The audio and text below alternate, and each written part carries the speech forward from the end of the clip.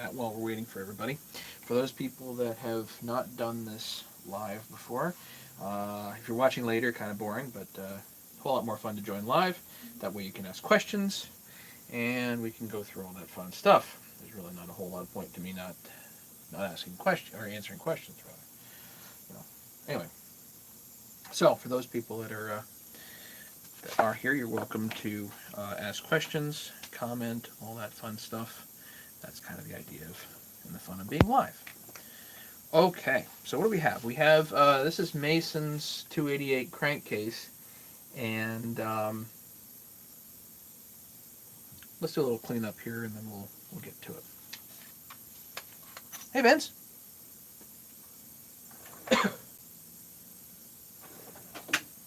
How you doing, buddy?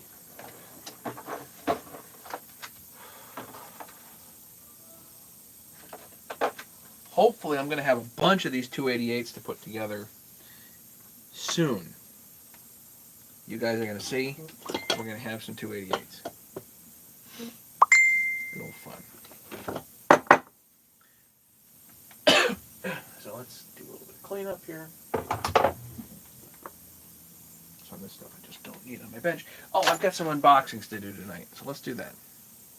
Got the fire. Yeah, you know, I should have done that. It's just so windy here, though. I don't know. It's really windy, like, and it's bitter cold. It's just bitter, bitter, bitter cold.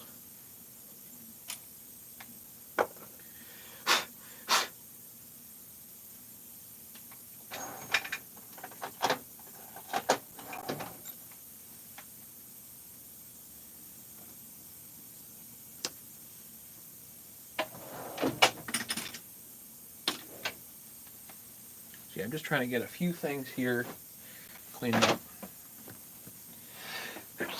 Oh dear, sorry. Yikes.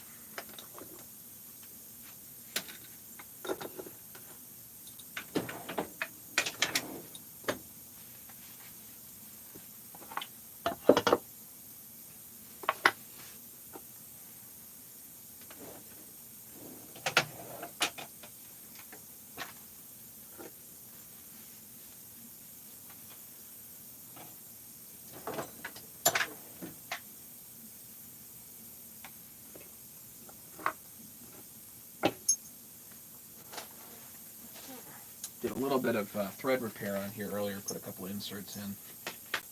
Nothing you guys really want to see because I've seen it all before, so you know what I mean.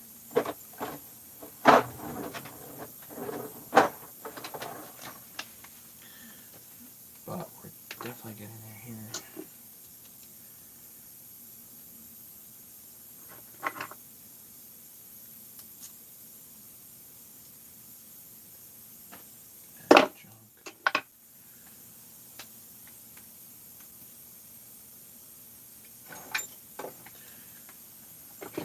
Easy outs the other night. I really like these easy outs or speed outs, whatever you call them. For what we're doing, they work well. Vince, they might not work for what you do, but definitely work in this case. Too much stuff here. Stuff.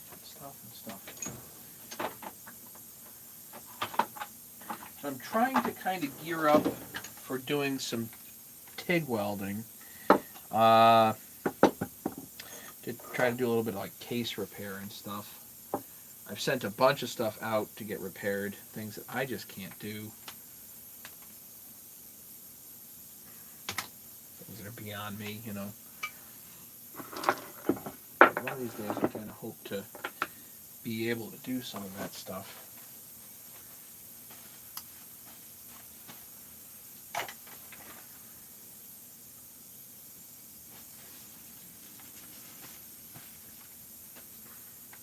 Okay.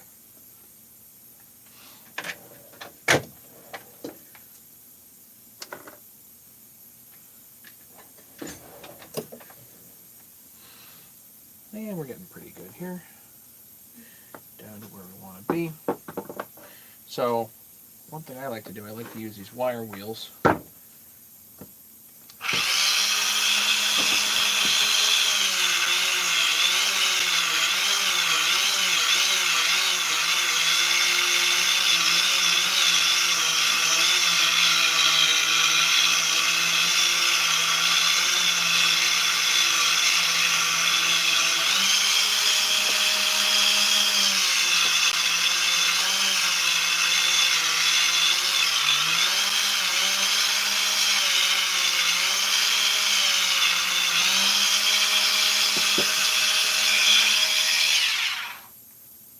one I got pretty clean before.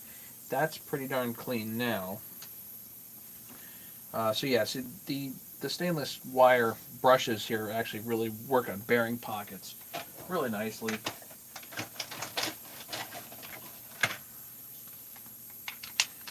What I wanted to show was that I usually clean up this surface here with a roll-lock wheel, but another way to do it is on a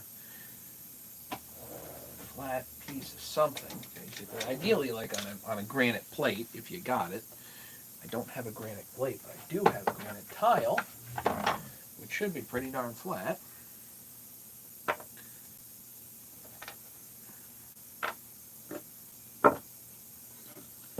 So let's see if we can fiddle with that a little bit.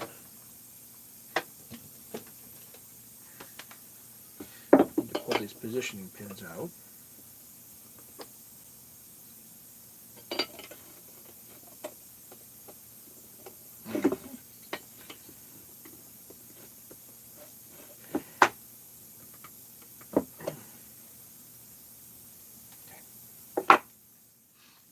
Those. So now there's some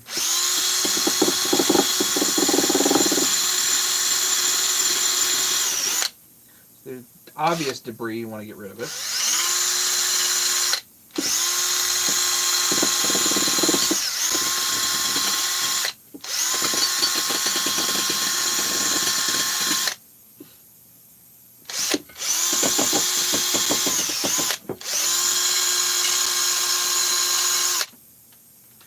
Let's see if we can do. Hey, Chad and Tim, welcome from Australia. That's great. We won't hold it against you. We might, but hopefully not. So I happen to have a granite.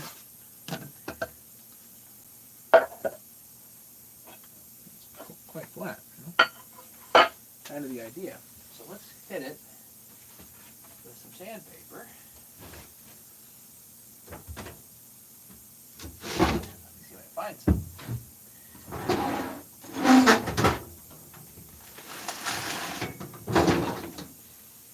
Here we go. What's it, 600 grit? That's a little too fine.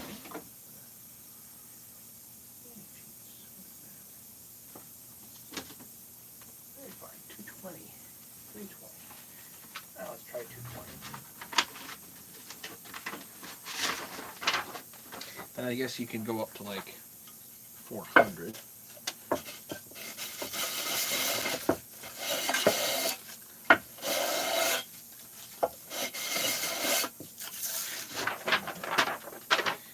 Something on here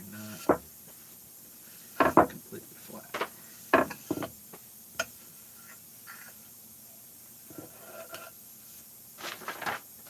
Piece of glass will work too.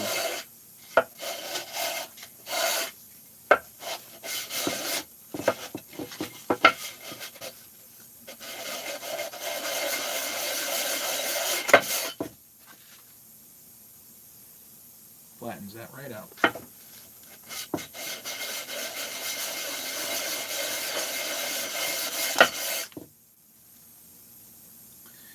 Don't think I need to go higher than 220 actually.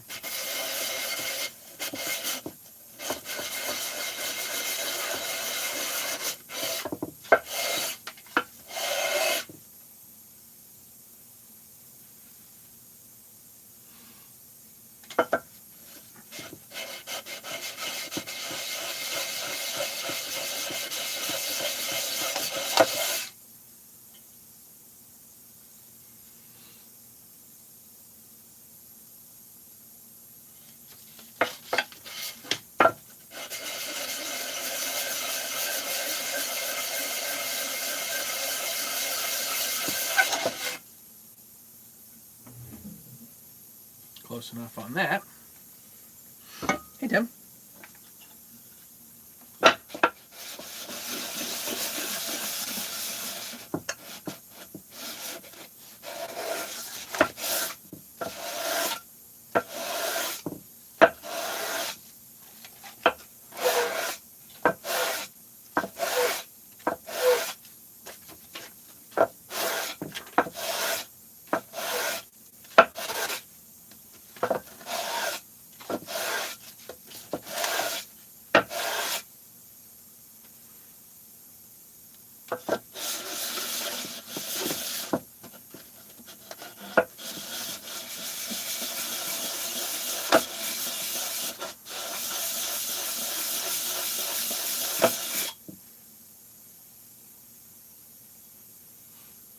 Now, if you got it like super flat like that, then you don't necessarily need to use goop, but I will still anyway. So why not? Well, that's pretty darn good. There goes a piece of sandpaper.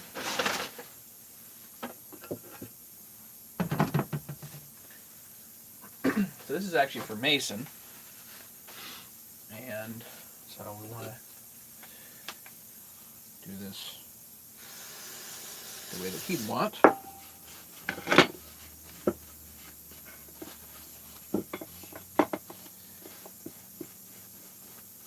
So degrease it.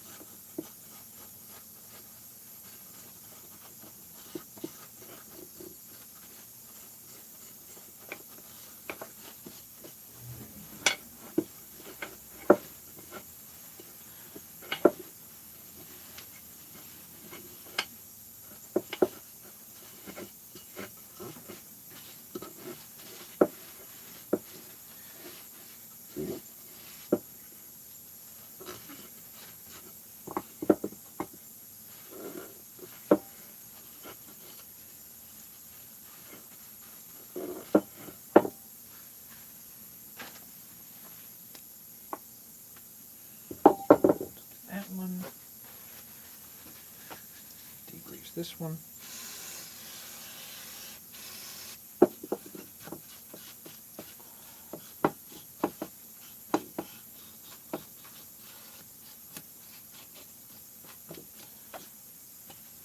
Clean, flat, degreased.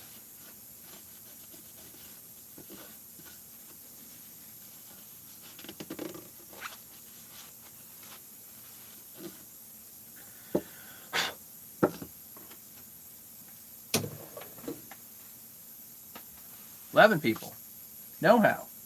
Well, hopefully you know what you're doing. All right. I need paper towels. I need my fish paper.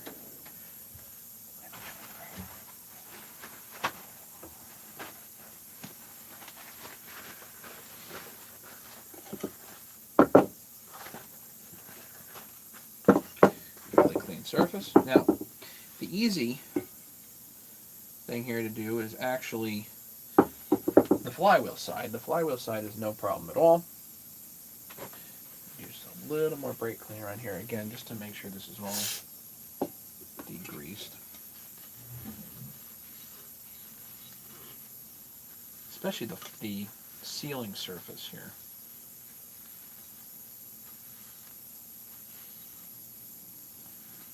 That'll work.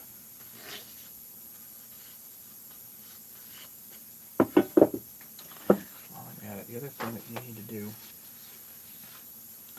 make sure that this edge right here is also a sealing surface. Make sure that's clean all the way around, which it is. That's fine. Okay. So, bearing gets to go in here. You want to do it hot? You want to do it cold? How you want to do it, guys? You want to do it hot or cold?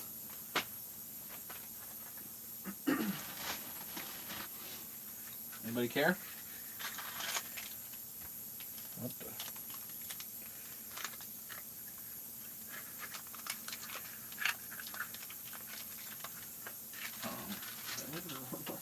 Did I order the wrong bearings?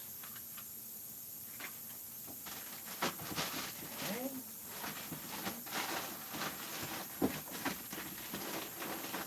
I might have ordered the right bearings for the wrong reason. Ordered the right bearings for the wrong reason.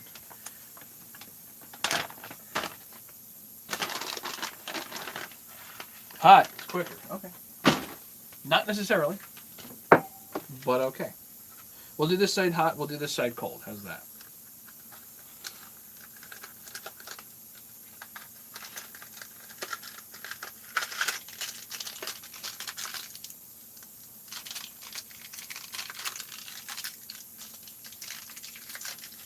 So regular 6203s. These are Natchies, which are nice bearings.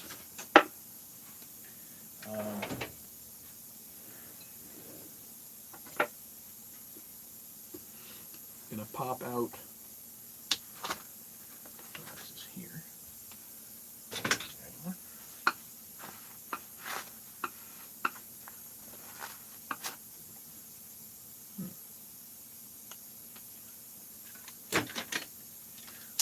battery and my screwdriver.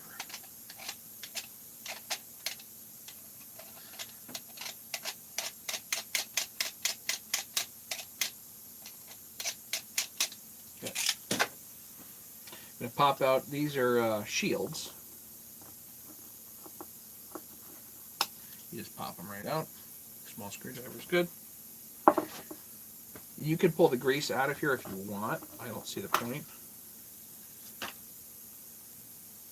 Leave it in. Let me get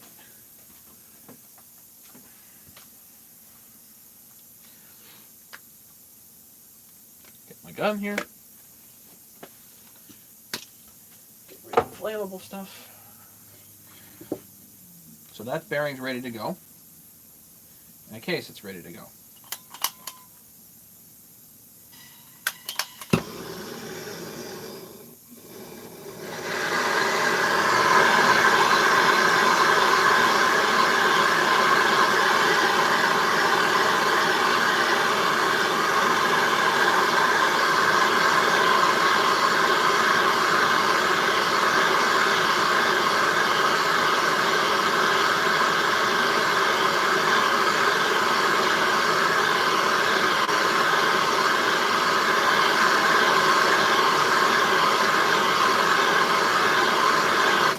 Anywhere around 300 degrees Fahrenheit, usually these will drop right in. 280, it's a hair more.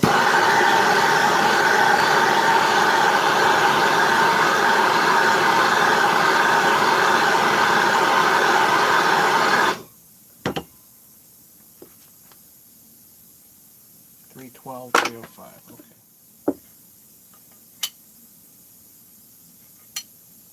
That's it. Leave it.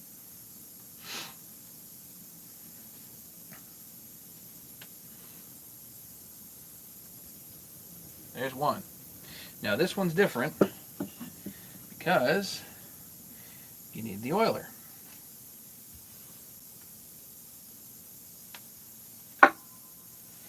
So we're going to work on the oiler here a bit.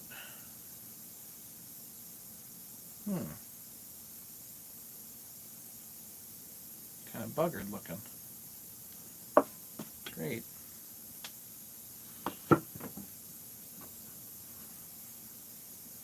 Put that off there on the granite, that way it cools.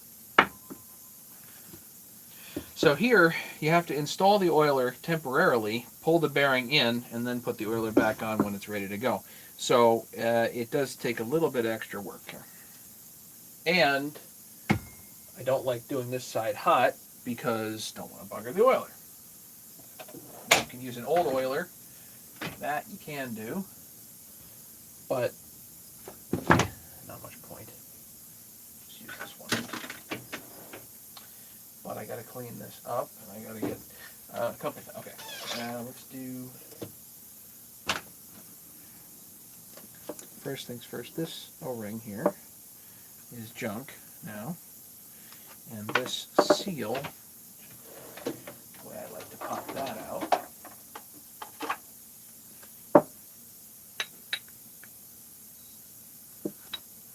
Get a nice big socket, get it in the middle. You take a smaller socket. And you whack it.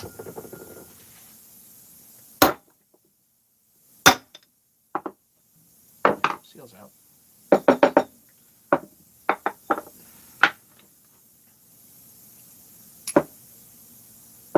And of course these are like hard as a rock. Yeah. Get rid of it. So before we go putting this anywhere near a bearing, I've had this for the ultrasonic. It's still just all kinds of gunky. Look at this. So let's pull the oiler apart. It's kind of got some buggers on it too. I want to smooth that out.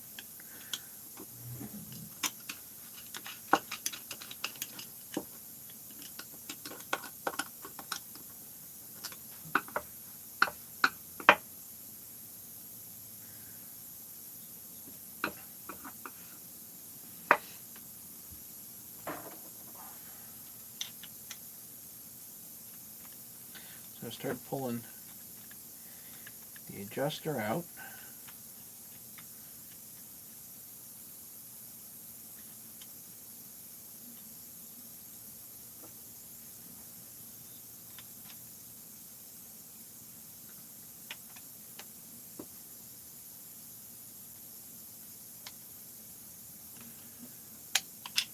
That's not good.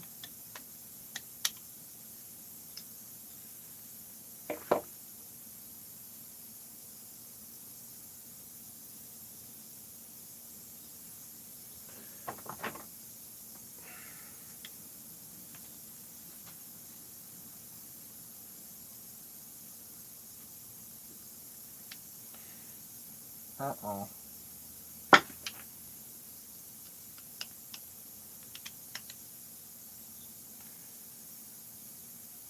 That's not even in there straight. It almost looks like somebody really buggered that. Lovely. I wonder if I gotta heat that up. Let me heat that up.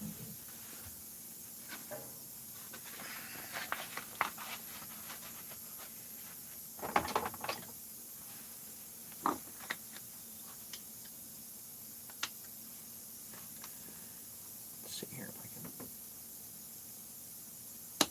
Ooh, I broke it loose. Okay. Whew.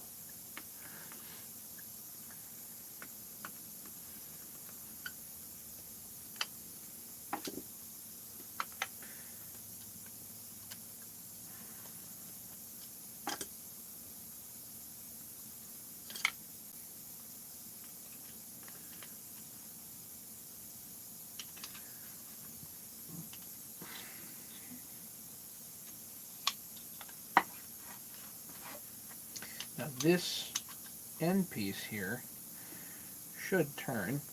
This is too small of a screwdriver. Too thin. Should turn freely. And eventually should just pop out.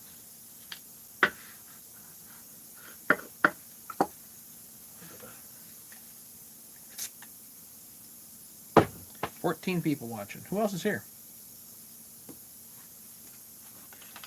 What's everybody doing tonight?" Hey Thomas, how are you doing? Welcome.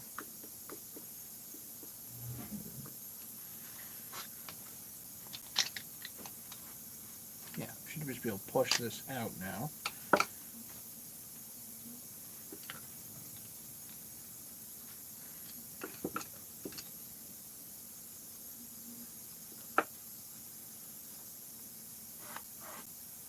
Yuck.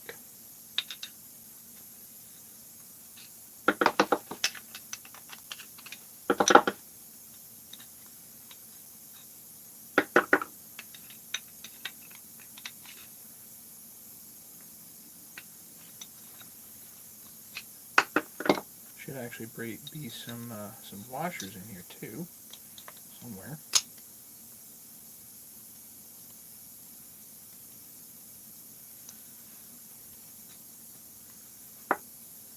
Got the washers.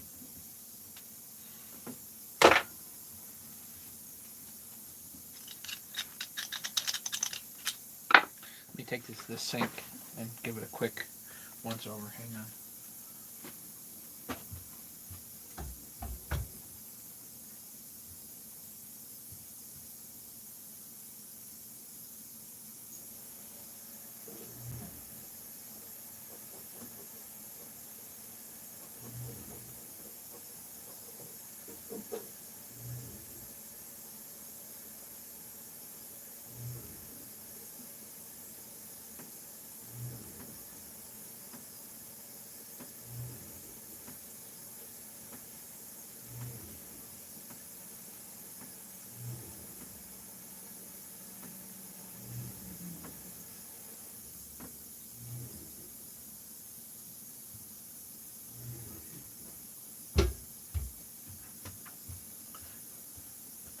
Great tool.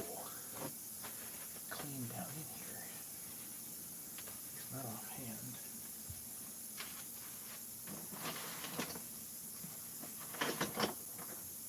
Maybe I do actually.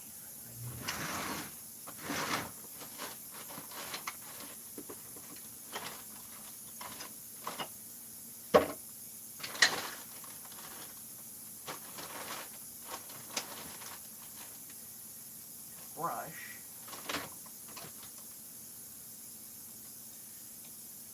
A half-inch plumbing brush. I happen to have one.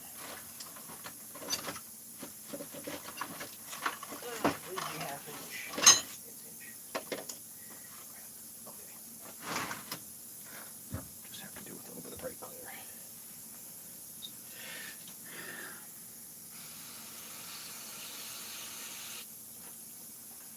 See, you gotta take these oilers apart.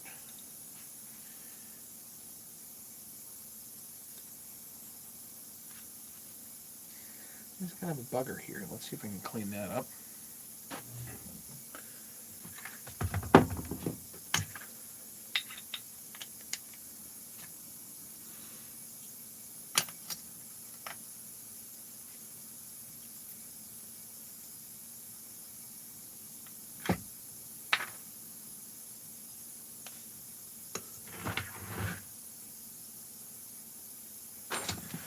Find the right burr for that.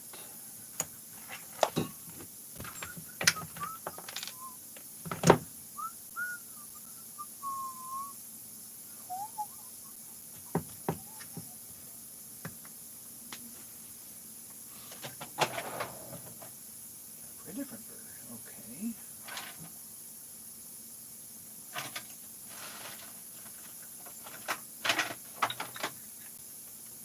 I want an inverted cone, ideally, for this. Let's see what I got.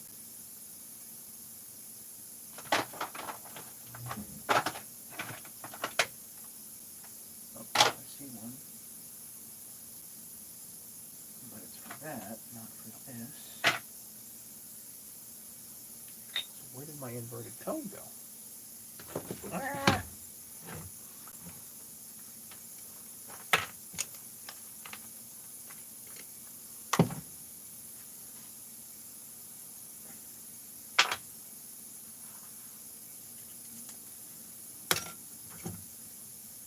Alright, I'll use an egg shape.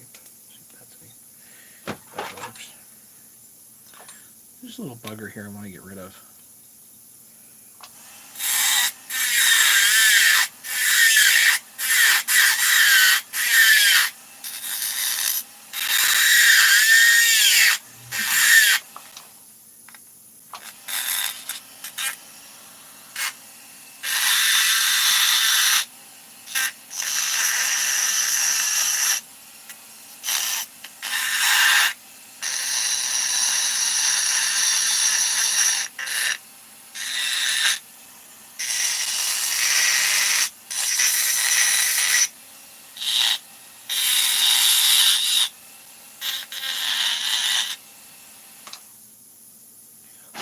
Better. Whatever it is, it's better.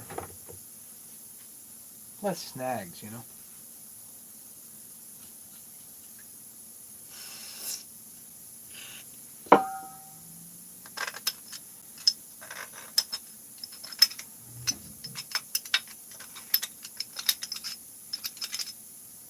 Okay.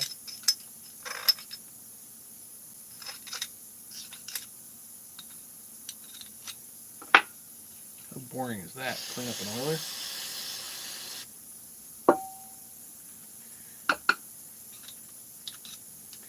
Pretty darn boring. Sorry, guys.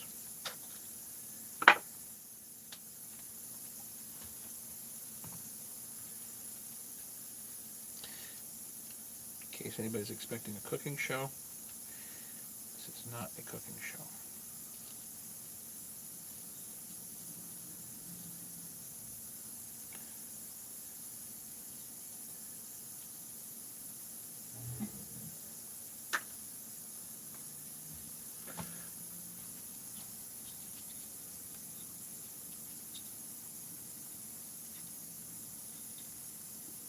There.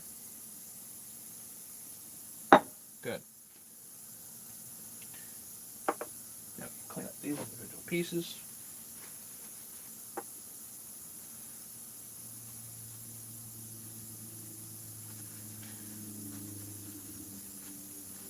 This is so thoroughly mucked up with gunk, I can't imagine that this was doing anything.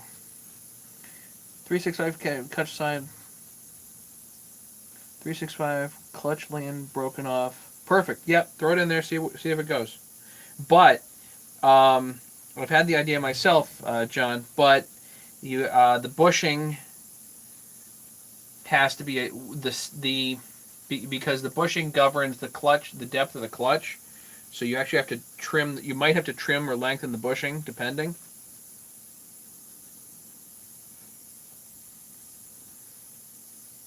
But I would definitely try it.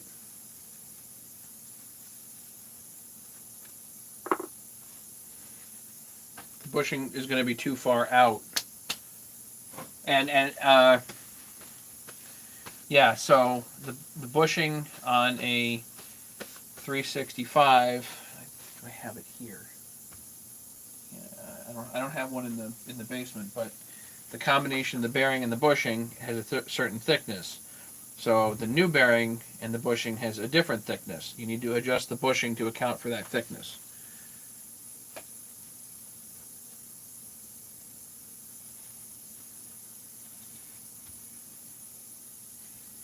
The washer just prevents a bugger to the seal. That's all that it does. You can't adjust. You have to adjust the thick end of the bushing, not the thin end of the bushing. Does that make sense?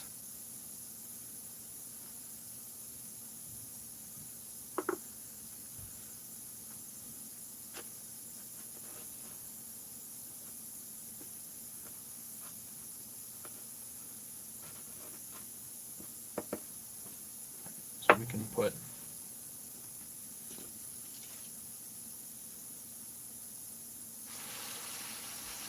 yeah, that's another thing you can do, I guess. Leave out the washer and pray. Try that technique.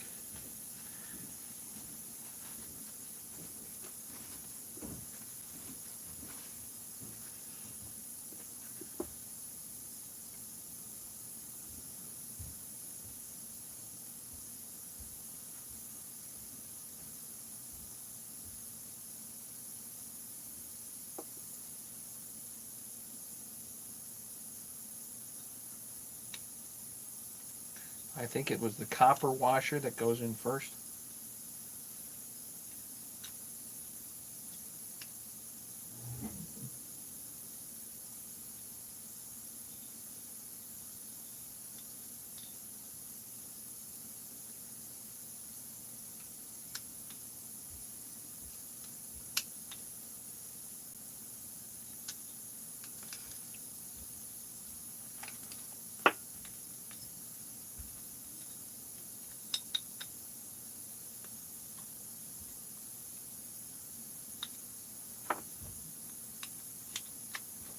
So you're going to press this whole unit in, and then get this black screw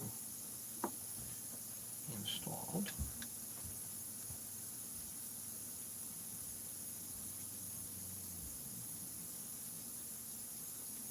And that just holds the whole piston assembly.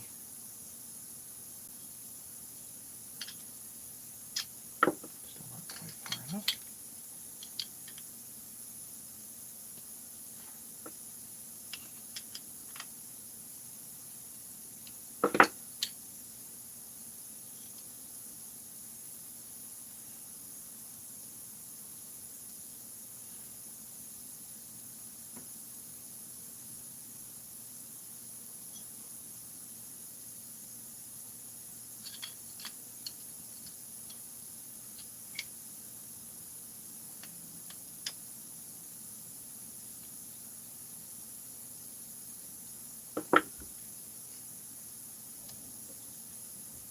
Piston assembly has to be held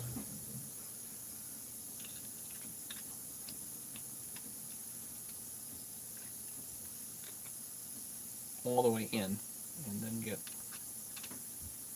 this screw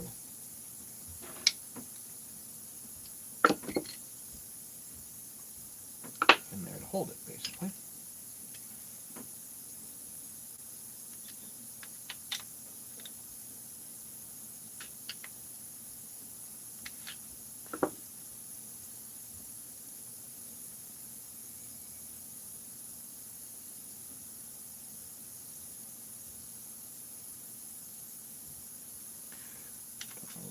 turn now.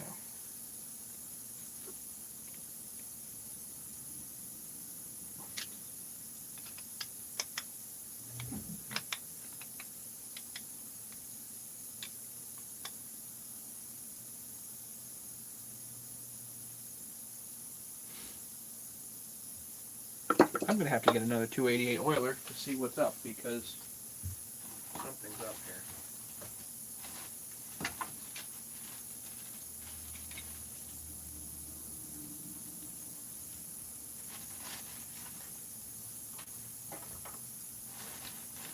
Hopefully I've got another oiler. It's good, but I might not.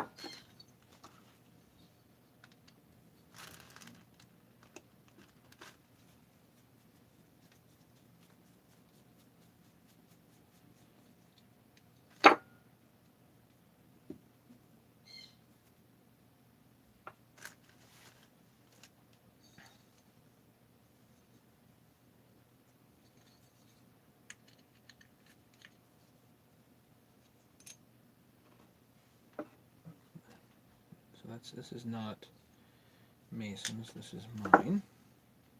So far I'm not seeing anything different. We'll see how this whole thing goes together.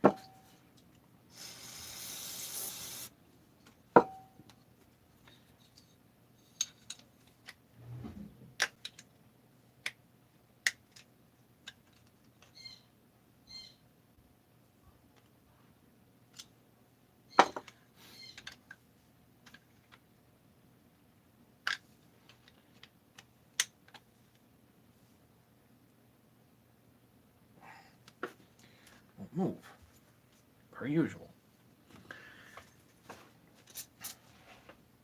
Cleaning up oilers. Bothers me. 288 button for the EPA with corn pump.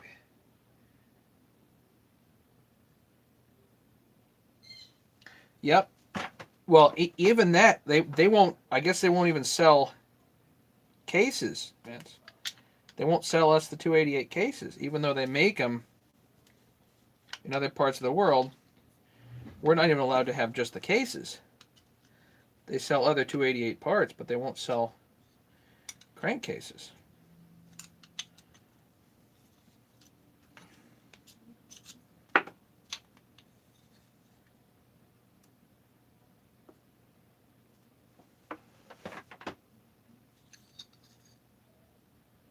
So can I get this back in here is the question.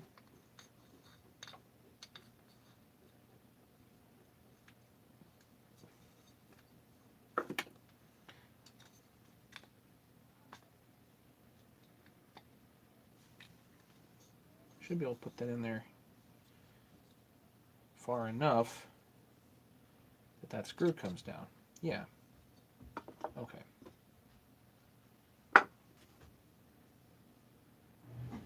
Should be able to slide this in there.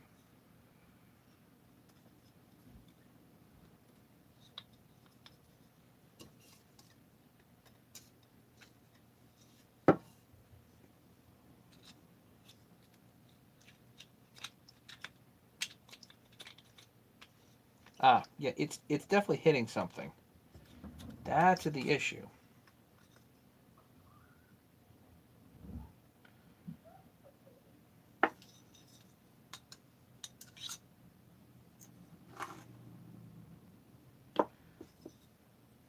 Most definitely, this is not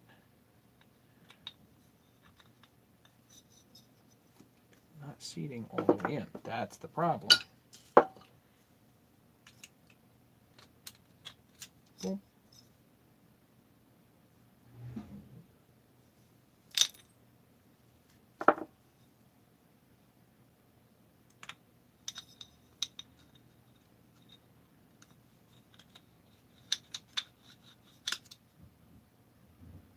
Yeah, something was in here.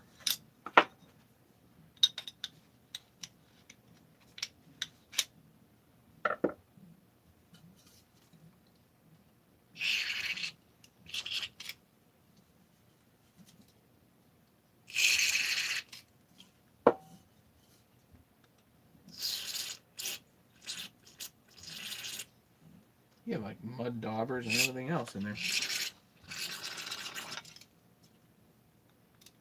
It should be coming out of here, but it's not.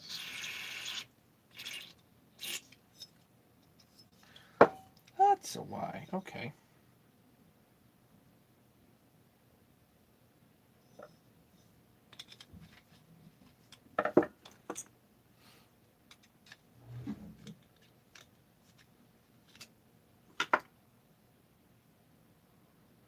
Should be kind of free flowing out there.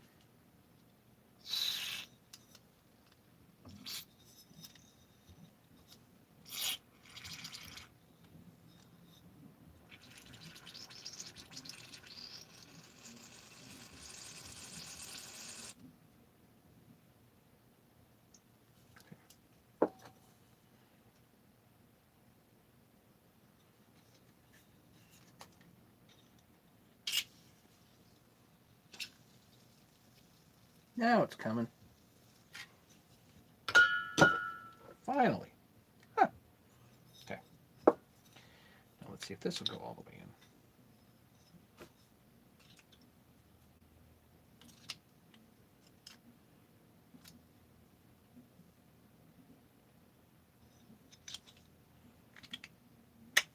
It's further than it was before.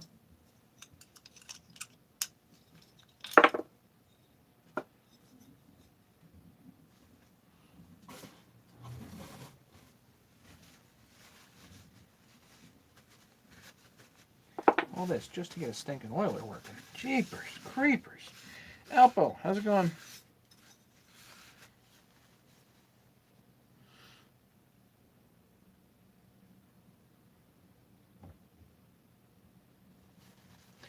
Well, I'm trying. I'm working. Working here.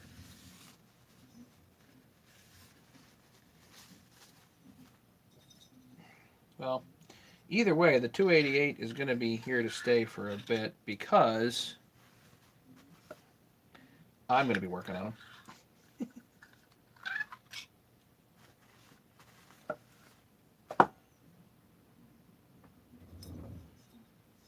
Most definitely, we've got more than a few coming down the pike here. So for those people, if anybody's interested in some really nice 288 cases that are getting repaired and then powder coated, let me know because I'm going to be putting together some.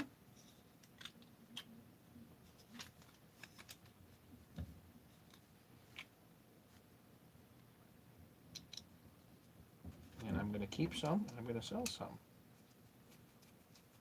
And they're not going to be cheap, but they will be 288 cases.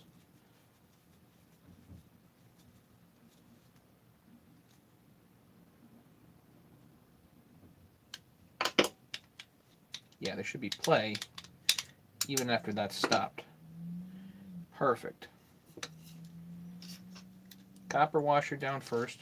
I don't think it really matters, but copper washer down first. And this should get moving in there.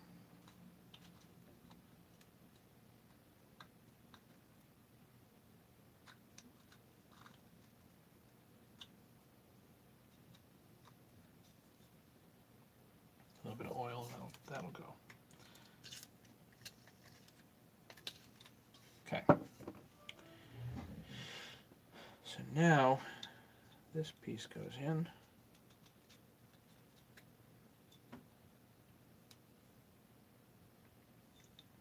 And now you can put in your adjuster.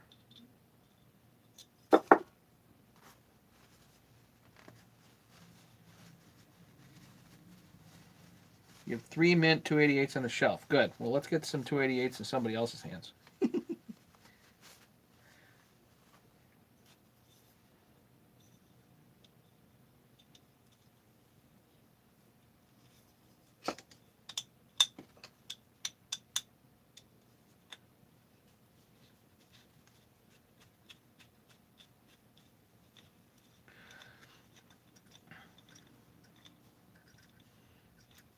The Rickles love to split on them for no decomps. Yeah. Oh.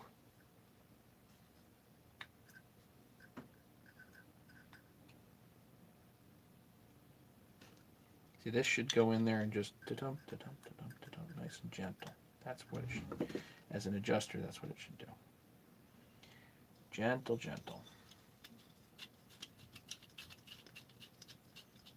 Now that rolls over. Good. Now we can worry about getting this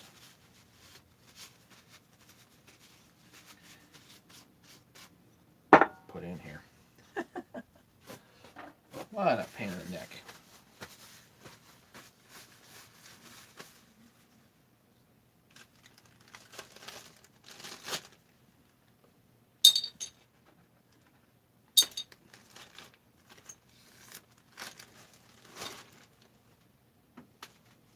So, put some of this stuff away. Get some of this stuff away.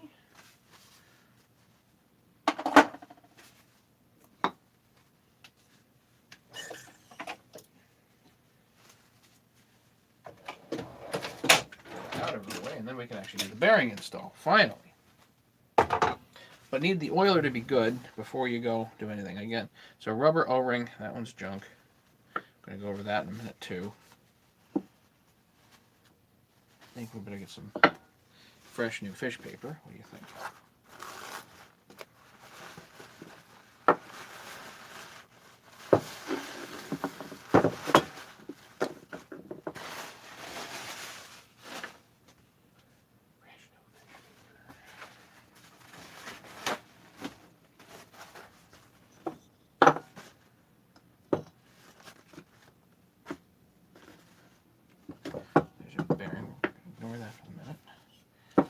Now we got to put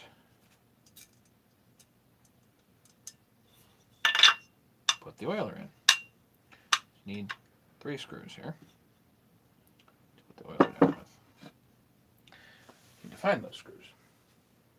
And I think they're in ultrasonic. Be right back.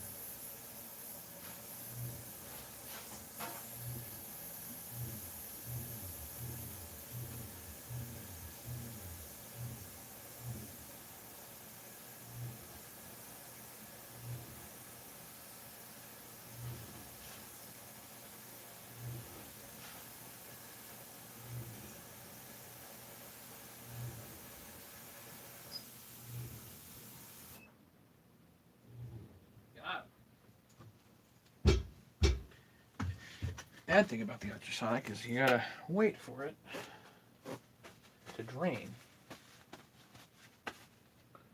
So now we've got 3 screws here.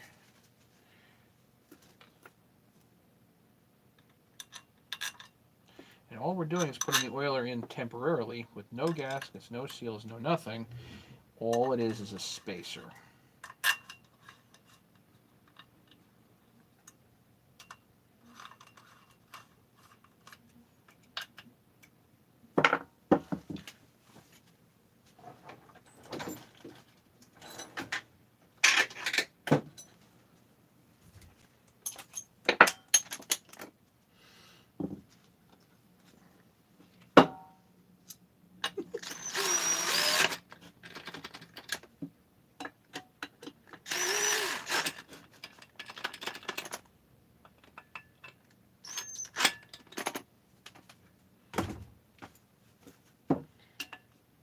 Not have to be super tight, just reasonable tight. All right. Now for this one, I like to do these cold. I've now run out of Q-tips.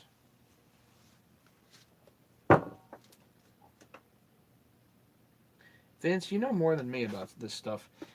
I do a little bit of anti-seize on here to pull the bearings in. And everybody gets worried. Like, you're going to spin the bearing because of that. I don't think so.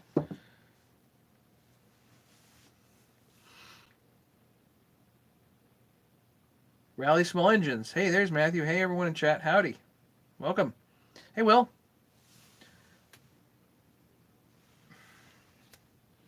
So I like to do these cold.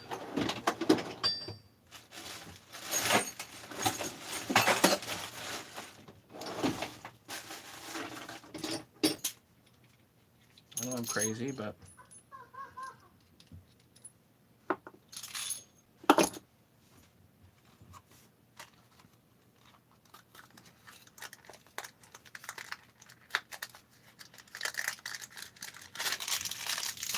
yeah, most of these newer saws, even the 288s, you got to lock up the pawls first and then heave hoe on it. Don't just heave hoe. You might break something.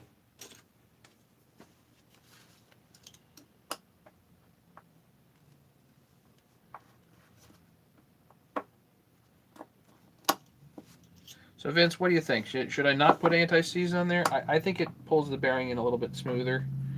I don't think it really risks spinning the bearing, and if it does, then the case was off anyway. You know what I mean? That's kind of what I'm thinking.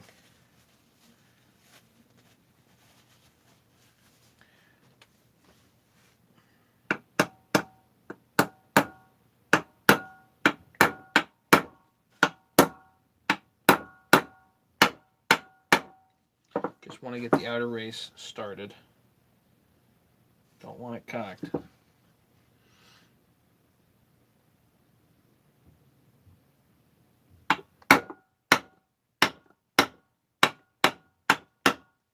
Yeah, I wouldn't think it would spin the bearing either. I've just had some reasonably negative comments over the years about it. I thought it was interesting how people really kind of get upset. What are you doing? Why would you put lube on there? It would spin the bearing. Because it pulls in easier, smoother.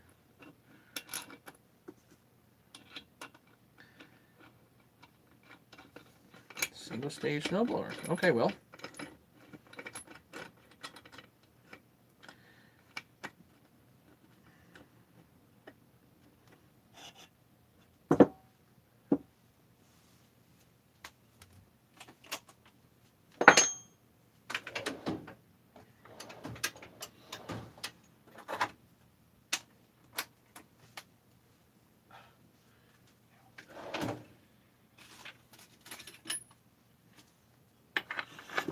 So yeah, so 1/2 inch threaded rod, nuts and washers. Simple.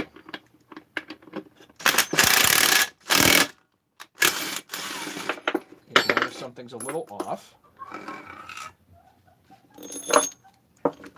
It's going a little bit off. There. You can hear it. You can hear it change when it goes exactly right. Then you can put it back together and finish the job. Because it's not, if it doesn't go exactly straight, you don't want to force it. But you just tap it on the outer race only.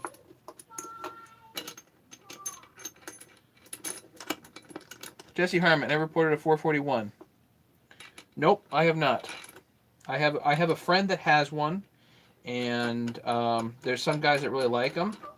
They were pretty popular, but they're very difficult to work on. I don't think there's. I mean, there's much.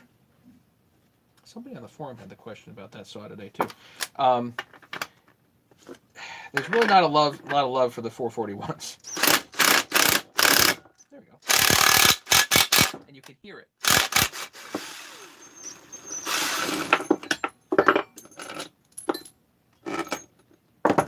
You can hear it when it stops. There's your bearing, up against the oiler, good enough. Yeah, this is simple, cheap, easy. Anybody can do it. Go down to Tractor Supply, get yourself some 1/2-inch threaded rod, nuts and washers. I have 5/8 washers, 1/2-inch washers, and 3/8 washers, and these fender washers. Have a nice assortment of washers, and you make a nice little press, and it's really cheap and effective. So yeah, so the 441, there's just not a lot of love for. There are easier saws to work with and work on. So I'm going to pull the oiler out.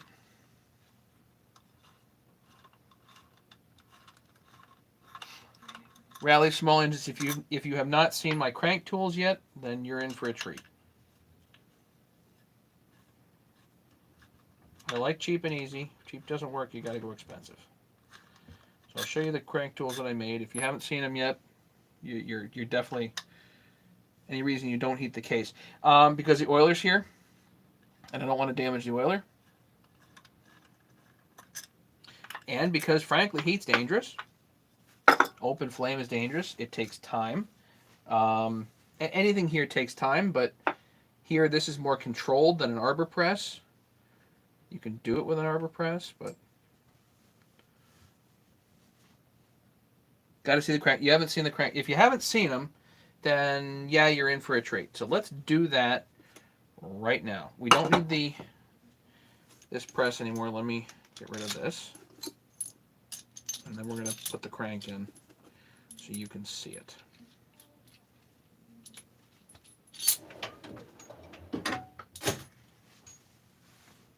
So basically, I invented and have been selling crank tools that are, you know, it was not 100% my own invention. Definitely have to admit that.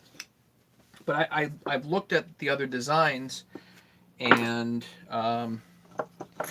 really, everything else drives me nuts. Everything else drives me nuts. So what I wanted to do was make something that was relatively inexpensive and easy to use. So I came up with a set of crank tools. Let's see how this works. That'll work. Good. Need the crank though. Hang on, we get the crank. We just make sure this. I gotta clean this first. Hang on.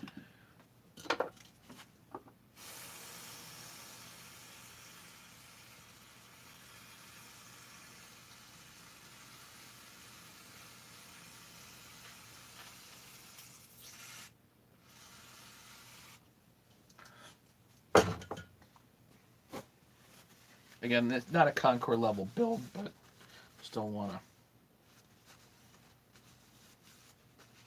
make this nice. And you can hit these lands with some Scotch-Brite too. That's probably not a bad idea.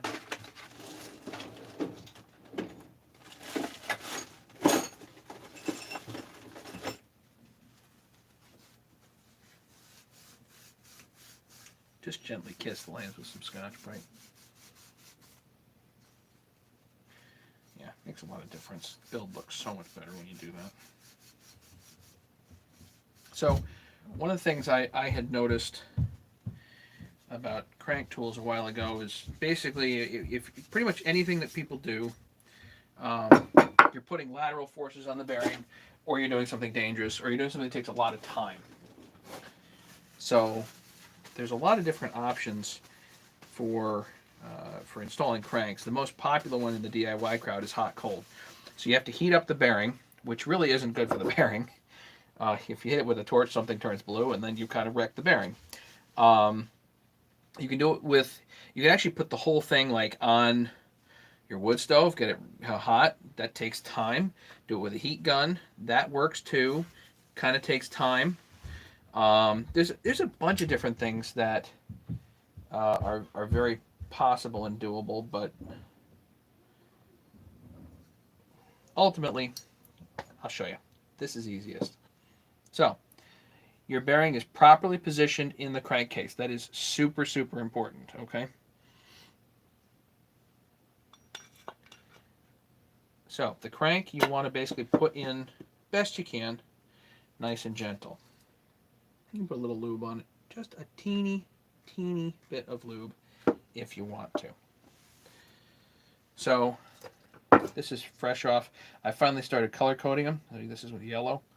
And I'll eventually introduce that later. M12 by 1.25 is this particular thread. You put it on loosey-goosey. Doesn't have to be tight. Sleeve.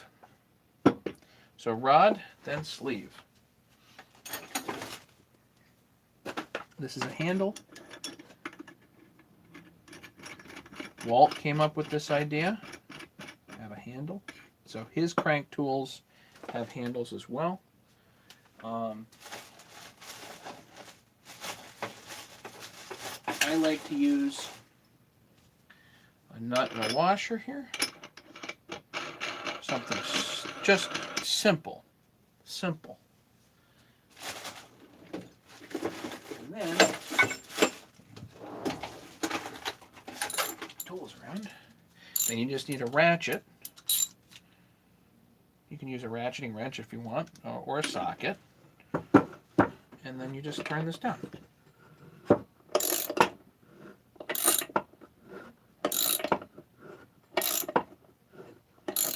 So notice my left hand is free. My right hand is using a ratchet. So there's no open-ended wrench here or anything like that. You have to keep going back and forth and whatnot. My left hand can guide the connecting rod, make sure everything's in the right spot.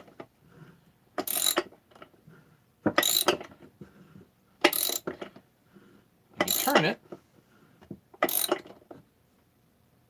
That's it, until it stops.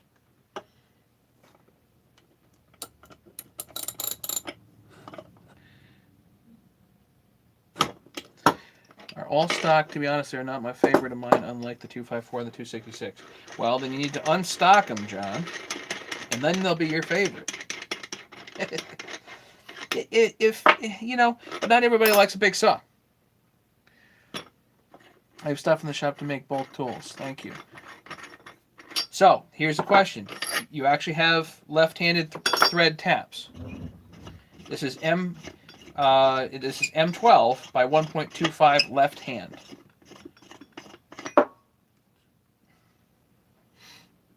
So most people don't have left-handed taps like that. But if you do, or you have a machine that'll make them, then by all means go for it. If you don't, I do sell the kit. And even if you have a machine shop, usually it's cheaper to buy it from me than it is to make it yourself.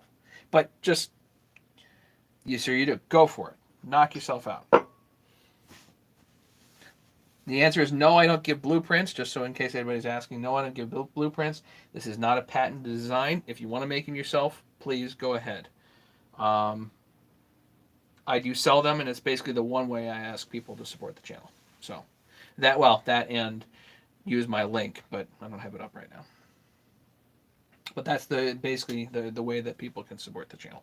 So if anybody else is watching, they need a set of crank tools. Yeah.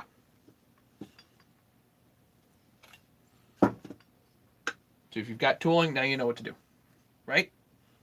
Cool. Okay.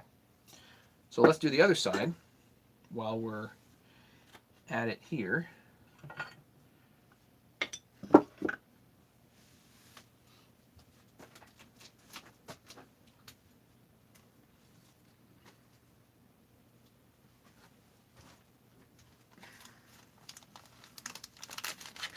Is a link to buy it? No, you just email me.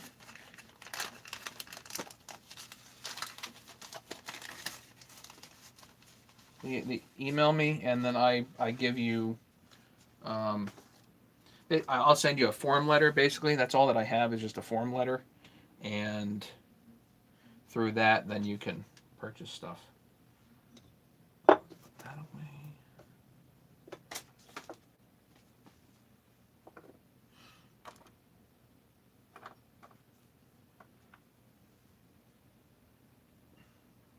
Yeah, and my 350s get more use, or 346s or whatever, get more use than just about anything because they are lighter. Yeah. Still like the 394 is the best. Little blue Loctite on here.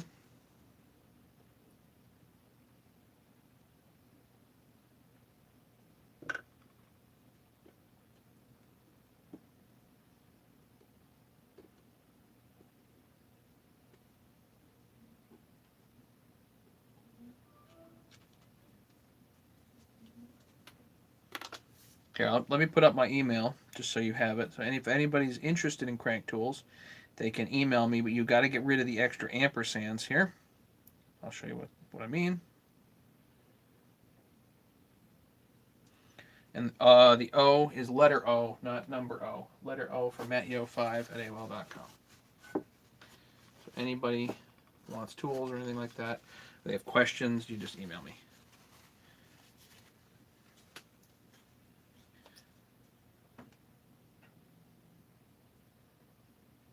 So this is 3 bonds 1184.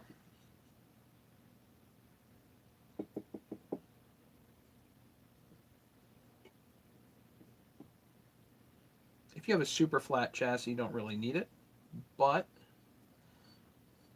I like to use it anyway.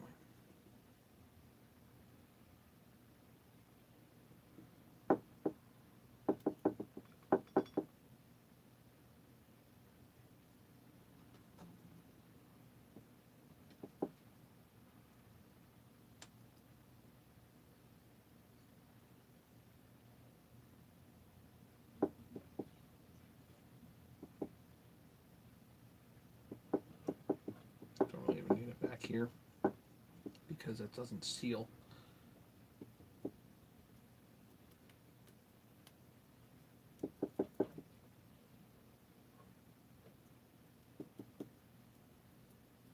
So I do this side first because I want it to tack. Again, that's just a procedural thing. But I want the flywheel side. I always have a tendency to call it the passenger side, even though it would probably be the driver's side, but it doesn't matter.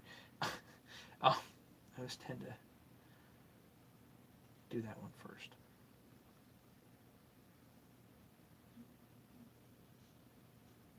The long, where the oil cavity is, the long spans here, definitely want to hit.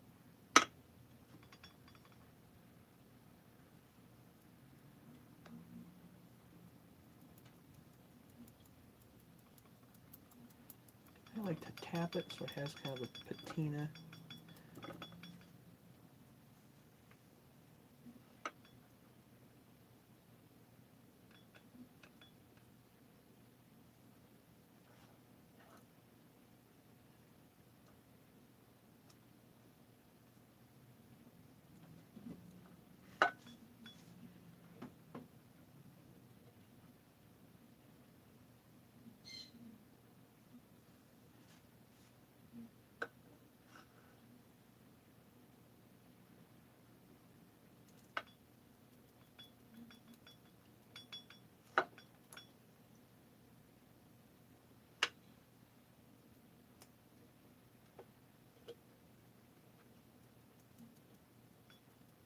Again, you don't really need it back here because it's not really sealing anything.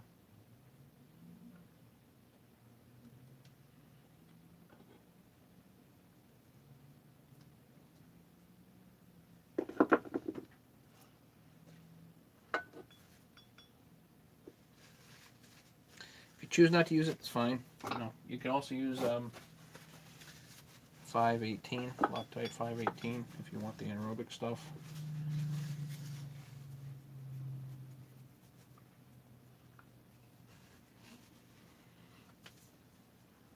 Daryl. Oh yeah, that's right. This is Mason's. This is Daryl's. So we're working.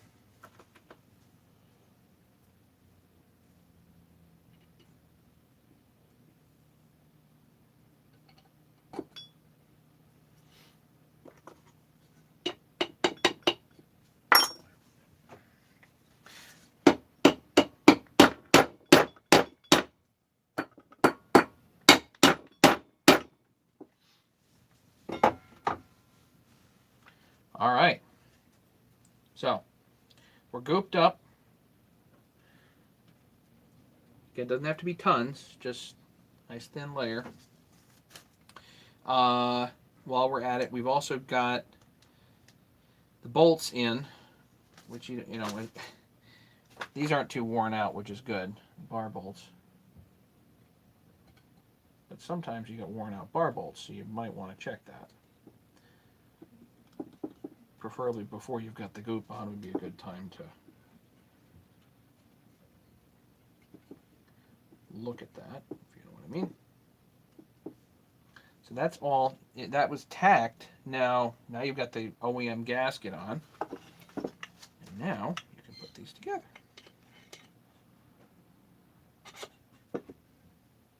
Just like that. Okay. So now what?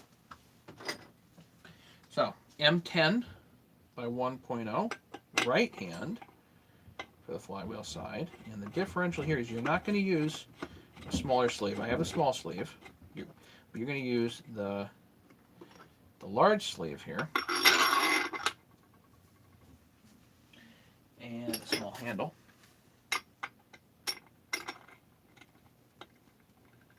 Again, all loosey-goosey.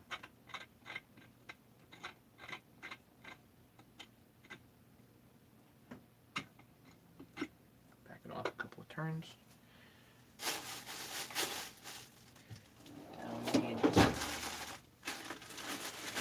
5/8 nut and washer. This side.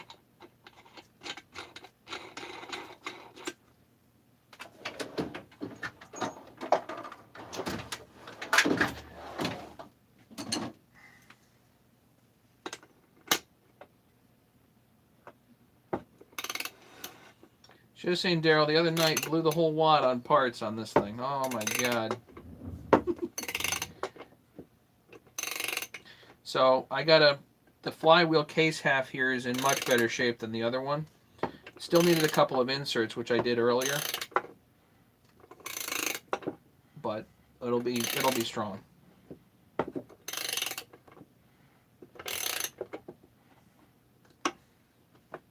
So now you got to make sure the positioning pins are in.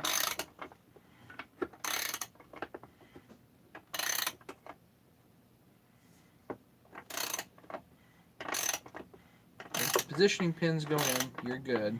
Just keep cranking it down. See the case halves come together? And you can always double check by doing this, making sure the positioning pins kind of slide. Help the whole thing slide.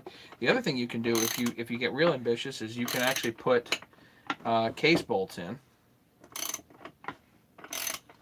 just to help align it as well, but you don't have to. Again, we're going to bring this down until it goes. That's it. Back it off.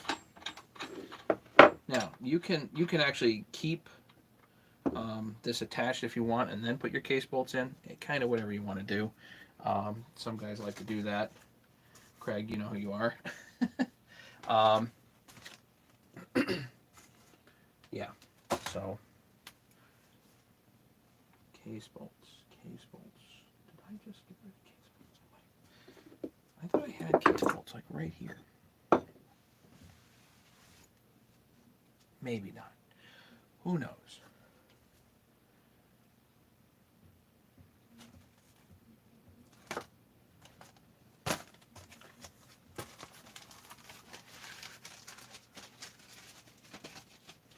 I go back to the ultrasonic because I know I got case bolts there.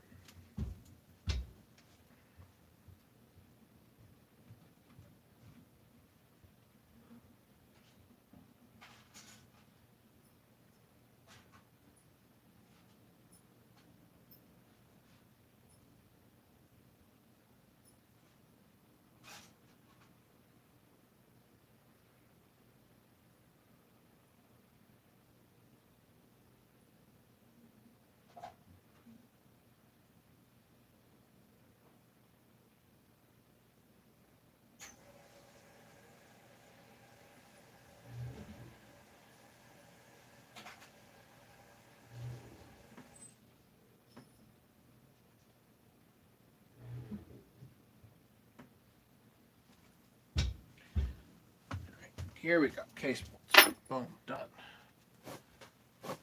Pulled out too many because they're all in the ultrasonic. So let's measure some of these just to learn, because I forget. The anterior case bolts for 288 are 55 millimeter. And these are what, 35s versus 35s. Main case bolts, and the rear one, don't know where that went, is like 20 millimeter.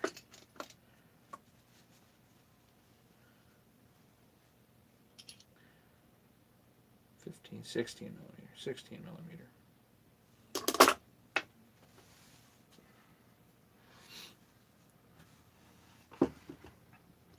So now you just your case bolts.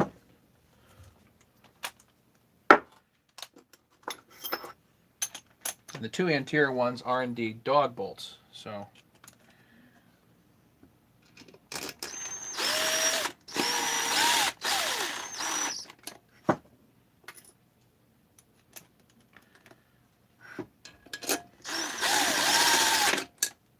don't want to impact them on, that's not the idea.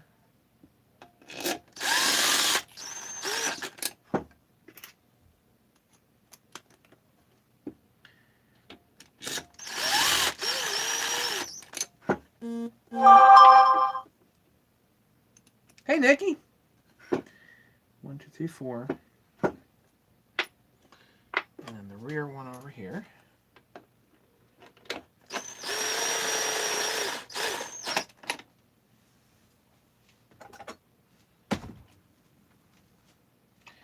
We get the dog. And on this, you can put the dog on. On the 394, you can't. So, or you put the dog on, but you do it temporarily. So at 394, you actually don't want to put the dog on until basically last, because you can't get the muffler on.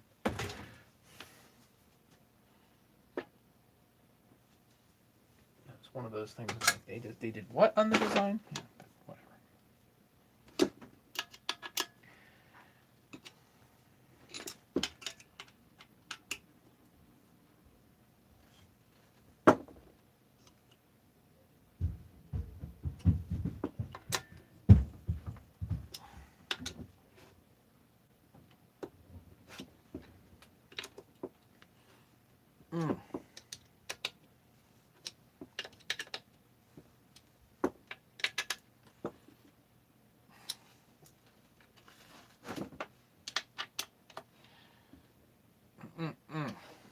Okay.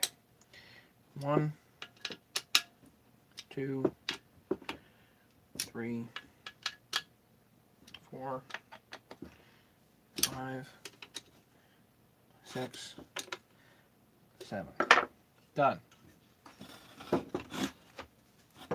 So again, you can keep these on kind of the whole time if you want, but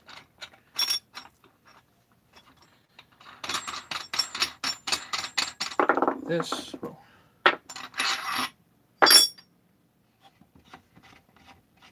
That, I think that saw was worth the time and money. Can't find too many. No, you can't. But see, even if it's complete, like this one was, it was basically complete. It's still a bill to put this together. All the little stuff that you end up needing gets kind of nuts. All right, little razor here to take off the paper gasket, the tabs.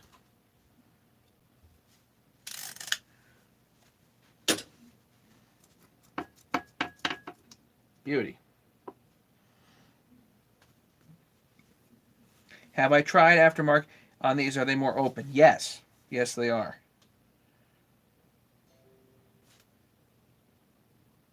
Joe Vallis, this is a 288.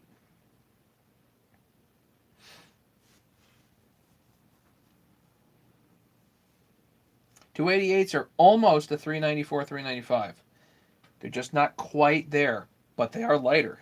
It's not like hoofing it, you know. The 394 is a chunk to haul around. Matthew, thank you. I have to wash the head. Rally small engines, thanks much. You take care, okay? Yeah, so this is the other case half. Your old case half, I ended up sending out. It's out to Sean Carr for repair.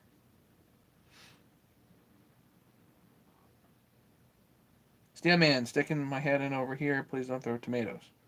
That's curious. All right, well, just a 288. Nothing crazy here.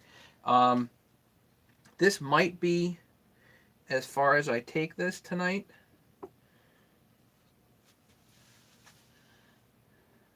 That's pretty good. The case has a nice match, so I don't think that's an issue. Next thing will be seals here and the oiler, but I need, Mason wanted OEM seals, so I placed an order. I just forget whether I got them here or whether I got them e-replacement parts. E-replacement parts is going to be a bit because everything's on back order, of course. But this is HL Supply, and it's supposedly a 288 gasket kit in here. Did they fold that up? Of course they did. Look at that.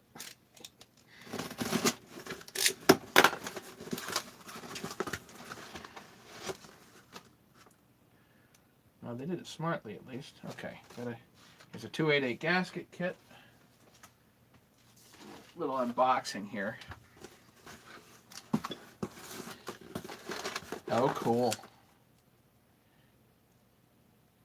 We could get squished tonight, guys.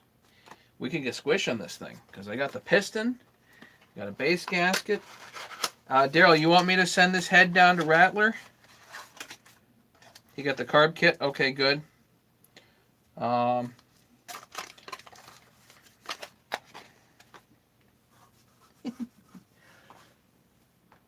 that's pretty cool. We actually got the piston. That's good.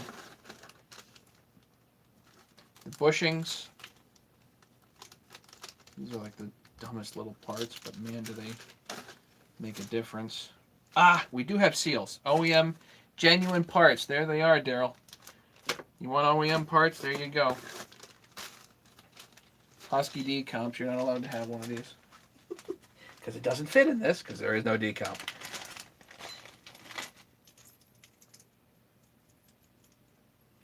Yeah, I can just send Rattler the head, but I need to give him a squish number so we can optimize the squish.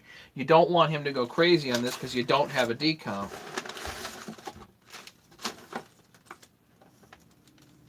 That's 440.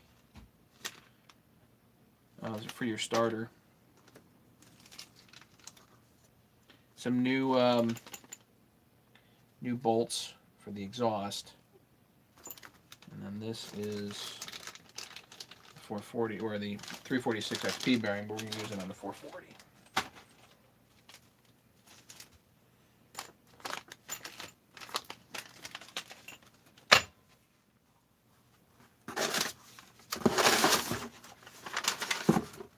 And I had a grand total of 1 bar bolt in stock.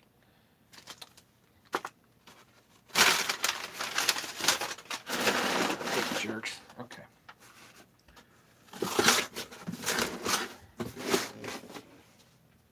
All right. Gotta tell them about, warn them about that. All right. So let's get the seals in.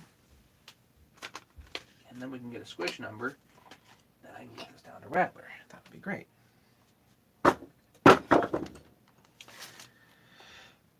Alright, too much stuff here, but it doesn't matter. Seals. So what I like to do on seals is measure things.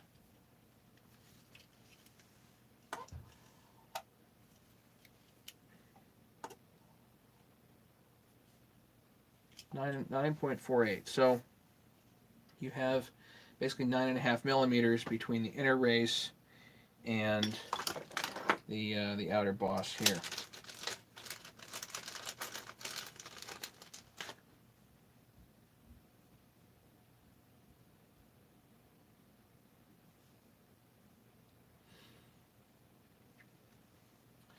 And just because I'm going to use the seal installer. There is a small lip here, which I don't want to be responsible for, so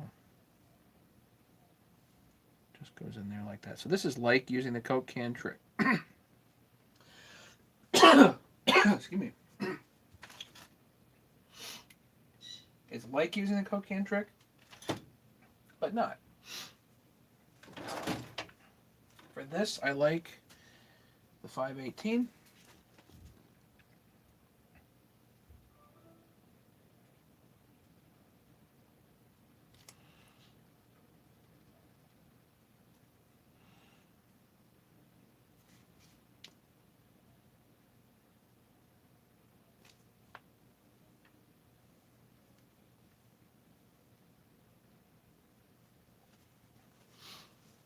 Make sure the spring is in there and is in proper. Also measure the seal. It's about 5 millimeters thick. So you really want to put this 4 millimeters down. That way you have half a millimeter to go all the way around. And there's any number of things you can use for doing this.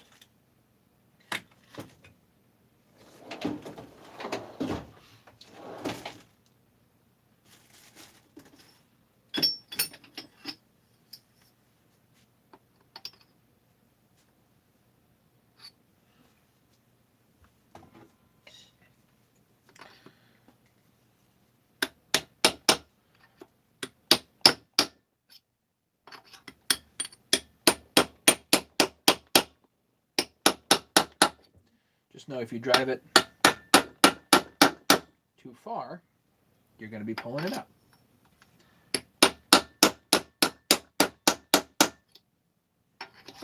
And since these are OEM seals, they're like $8 a shot.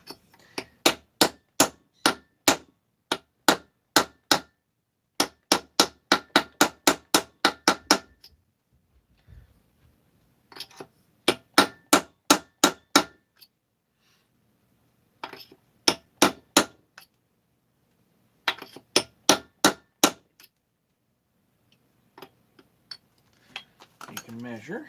Say, okay, where am I at? 2 millimeters, roughly.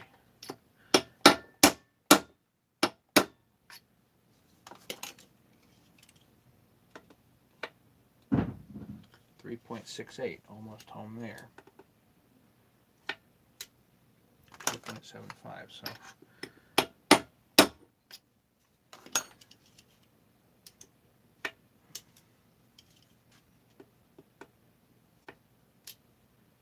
Three millimeters.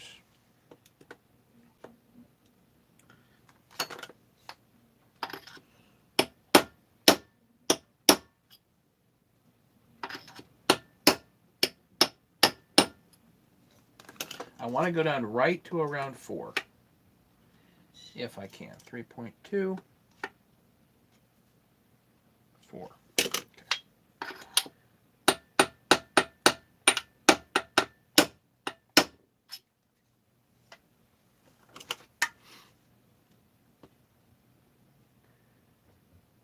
At this point, you're deep enough, you should be able to pull that out.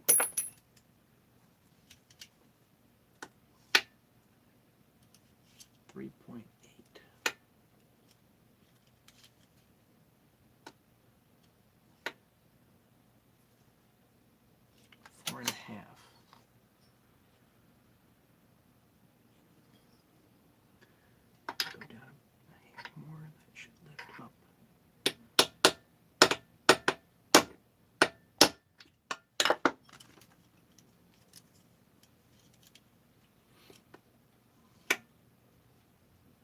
4. 4.4. 4.4.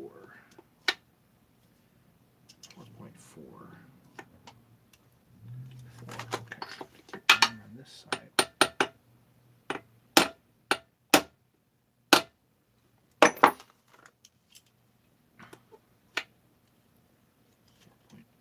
4.3. 4.6.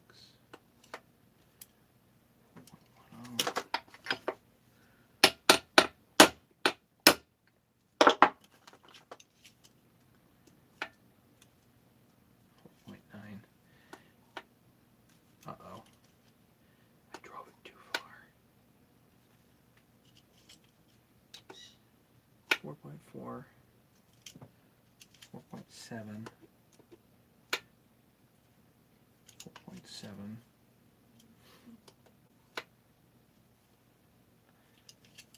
4. And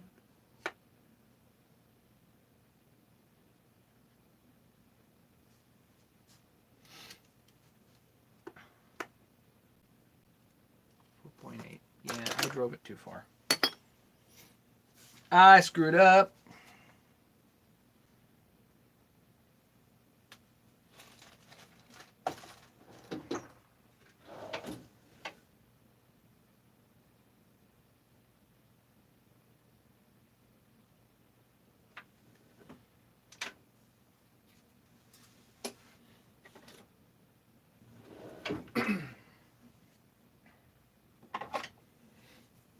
That's the thing, is there's really no good way to pull that seal out without wrecking it.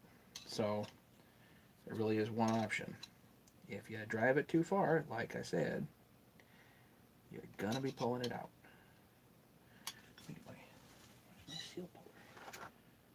Put it somewhere else.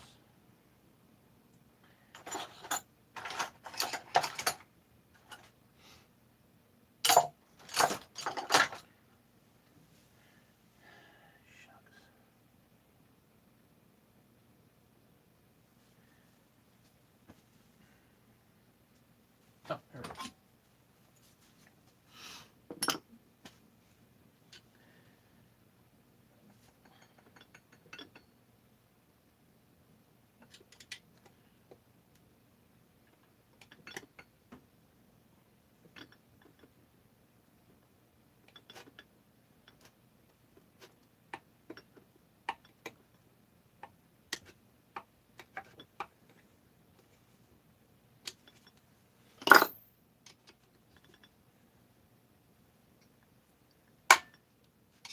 Goes. Oh, that's an $8 mistake by me.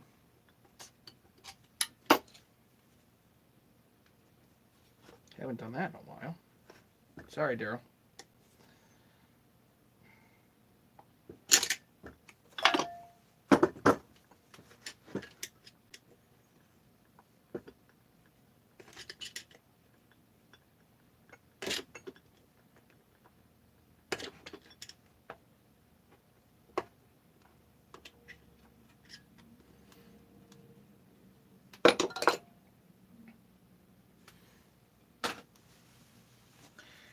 $8.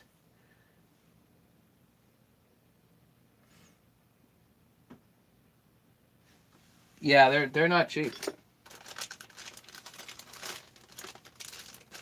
I think I was going to order 4 of them, and then I didn't because they only had 2 in stock or something like that. So try again.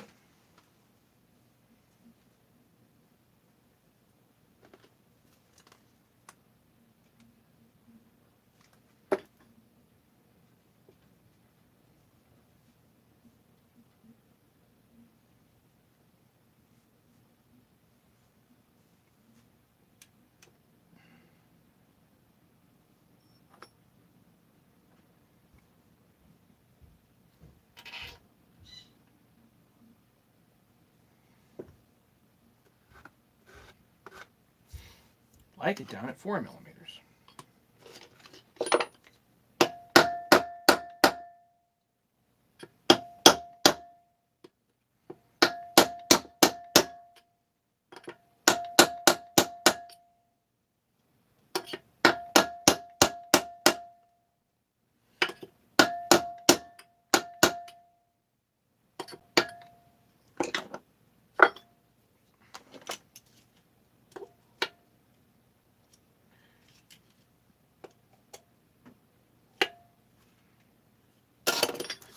2.5.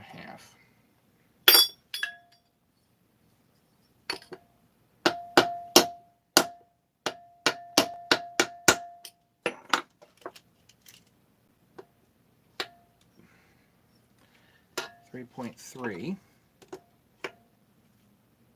2.87,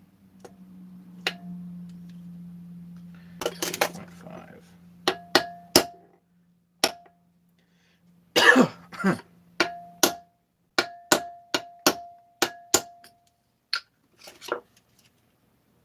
Pretty close there. 3.36, 3.41. So there's almost 4. 3.42. So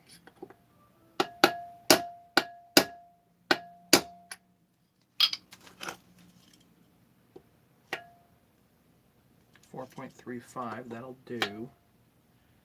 3.8, 3.6, 4.26.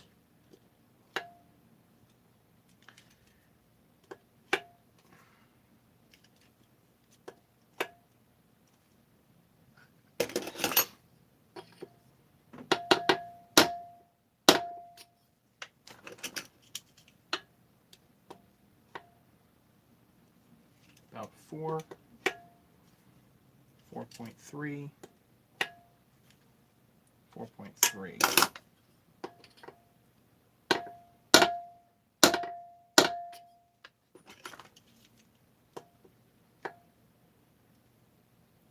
.92, 4.3, 4.3.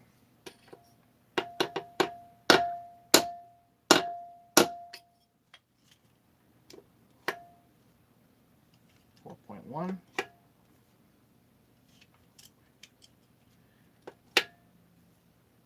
4.3. Hang on.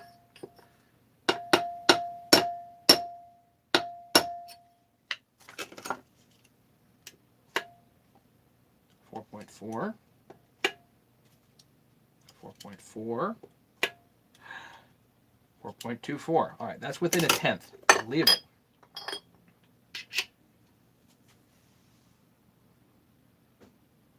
There you go, Daryl. That'll work.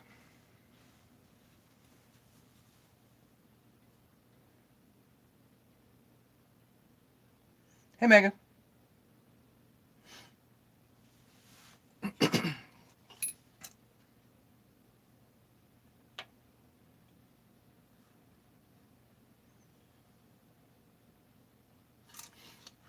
Good. Now, this goes here, by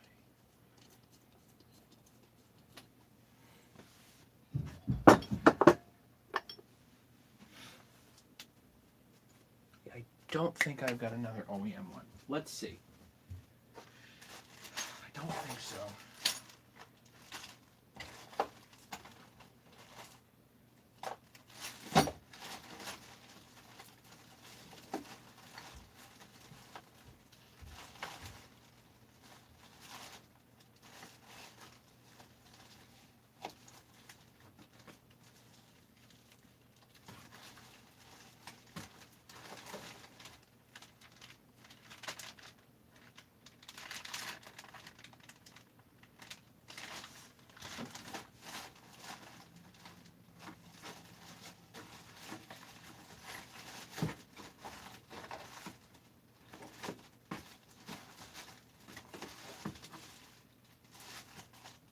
Yeah, I doubt it. I don't see it.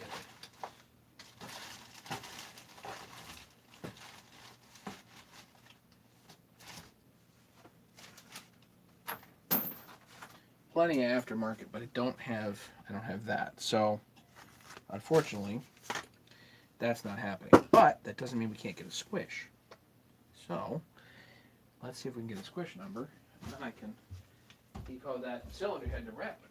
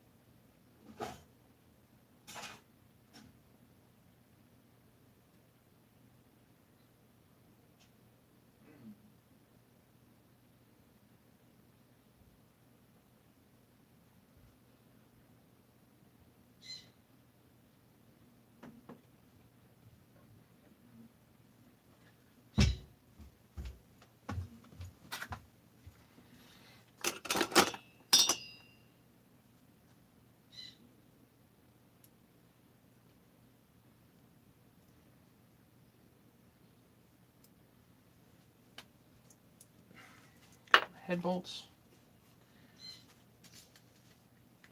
Lube on the pin bearing.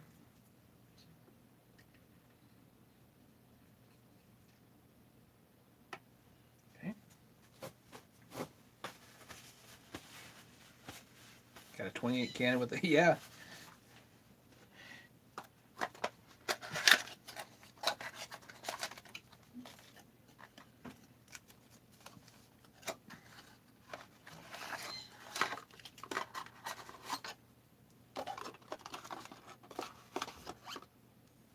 I think a 28 Suji on this is a match made in heaven.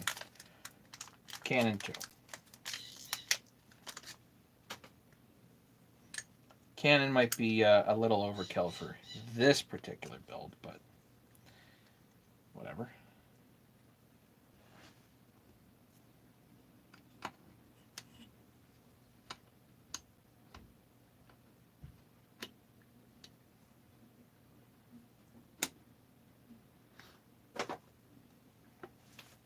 Wrist pins in.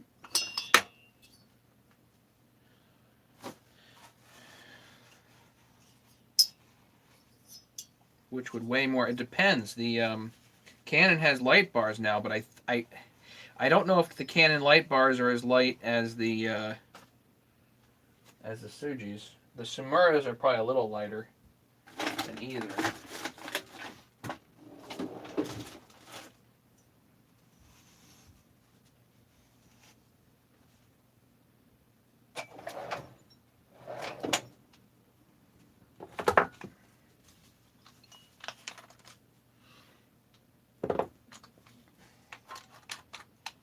They're all nice bars.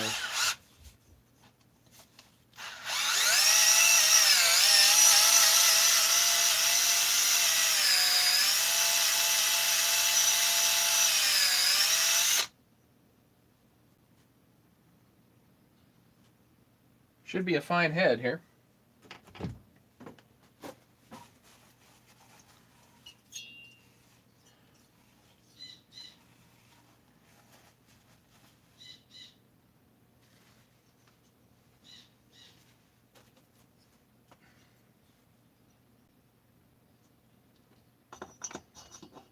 Oh, forgot the gasket. Need the gasket.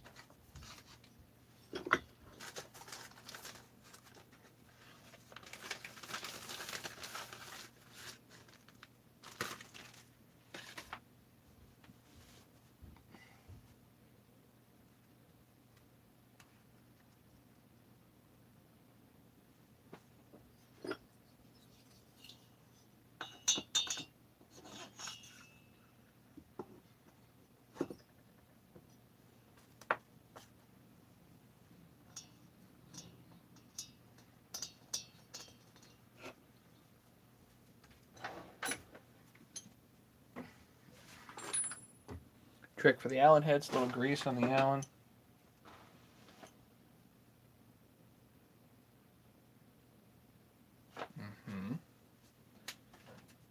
Somebody's messing me up here.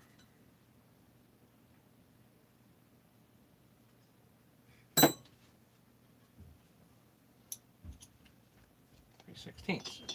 This ain't 5mm, these are 3/16.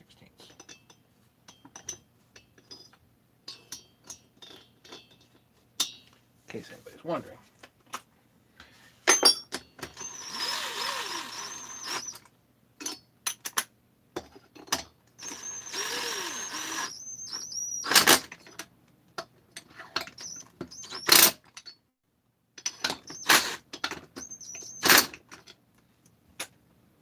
Now,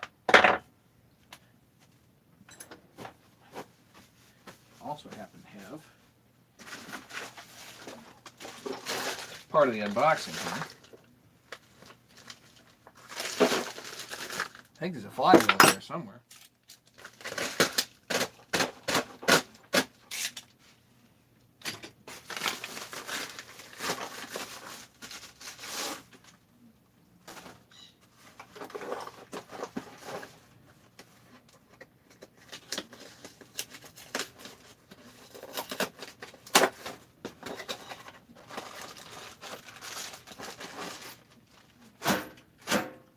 Goodies, but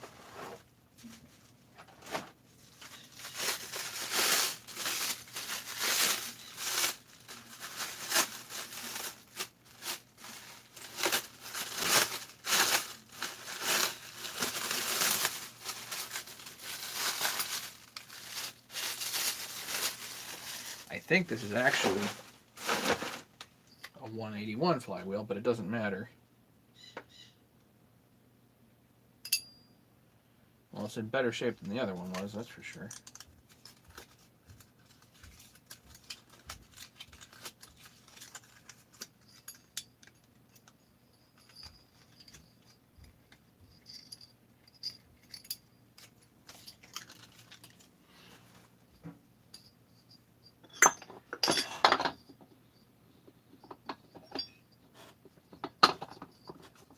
There, flywheel's on. Now we check squish. I need the heavy stuff here. Probably need the heavy stuff actually. It's probably not super tight.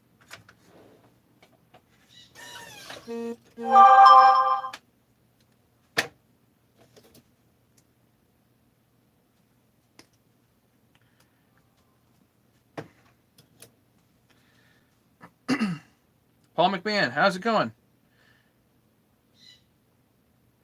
Oh, hey, Mason.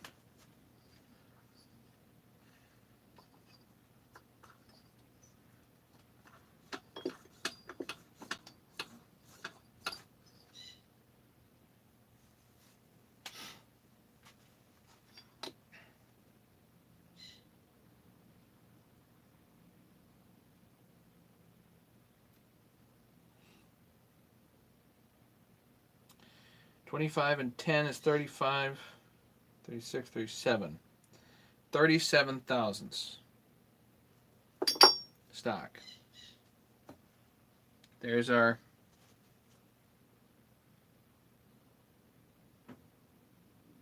Daryl, can you remember that?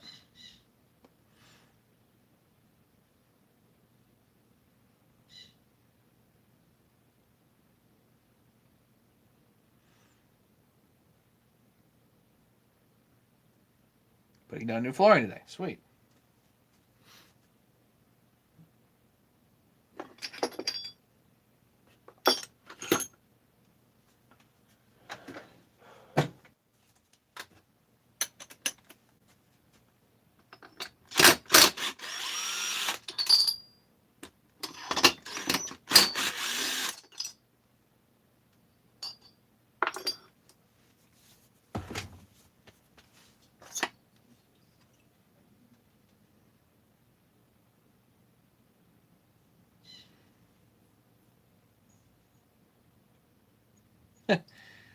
$37 thousandths. I already wrote it there in the comments. So now I can pack this up and send it to Rattler.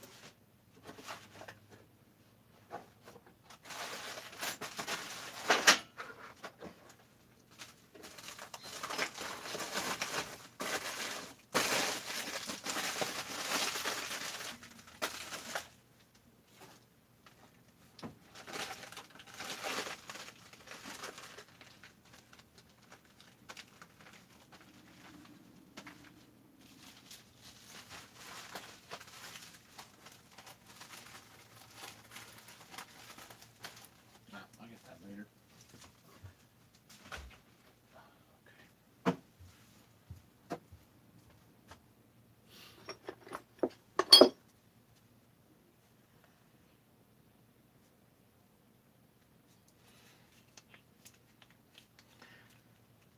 I was getting along good here, but I buggered one of the seals, so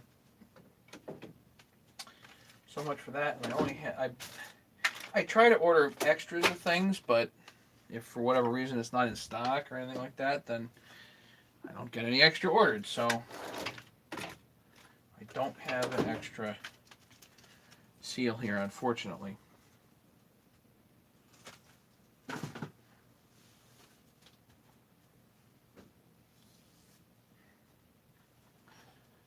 So this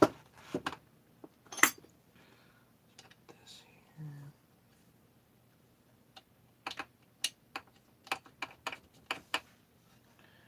Put that aside for Mason.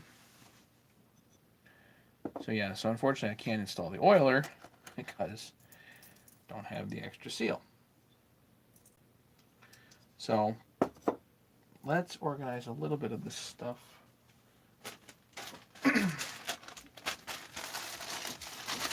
Still waiting on your kit saw. There's a lot of stuff that's stuck in the mail. I know that. Get all of Mason's parts here.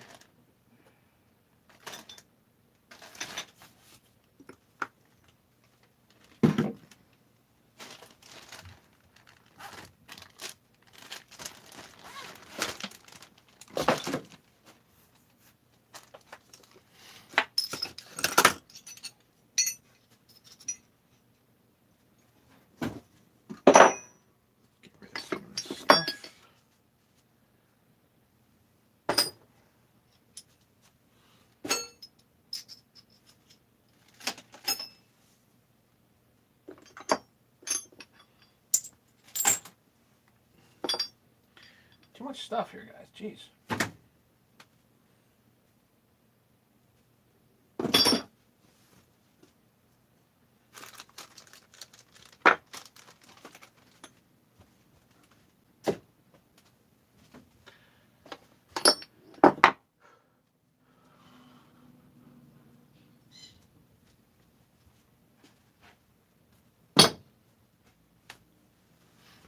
Alpo, how you doing? I could have left the seal alone, but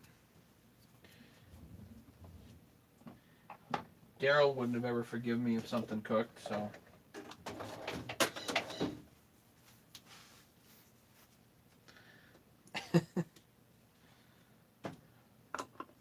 The problem is stuff like that ends up on your conscience, and that sucks. You know, so just swap it out.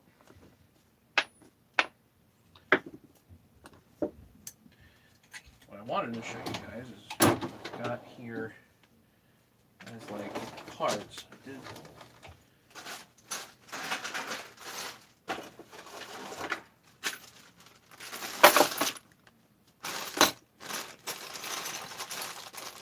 Some bags of steel parts.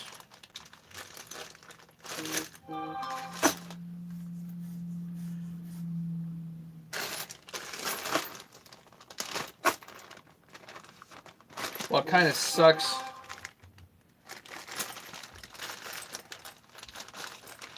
Yeah, it sucks that I just don't have the...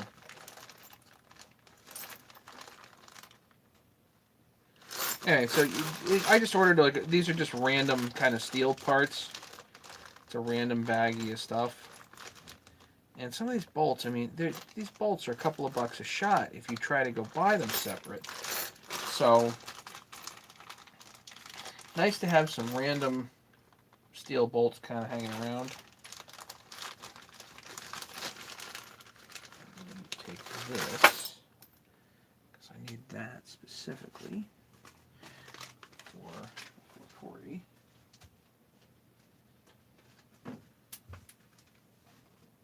That's a little part, but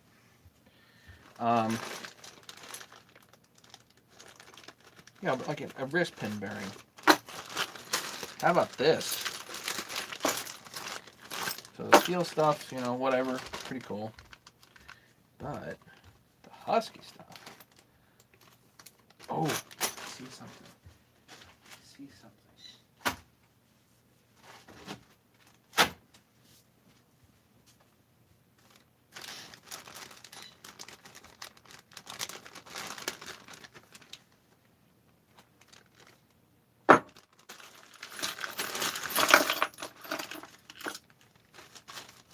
$3.95 parts bag. I don't need more of these, but that's cool. Oiler. That's pretty well stripped, that piece. So that goes in the junk. Who's going to reuse a bearing? Junk. No way!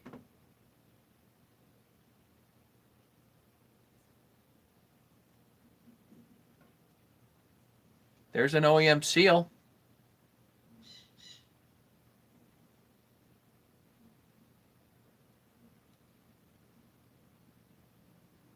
Sure looks OEM to me, not buggered. That would fit the 288. You want me to put that in there?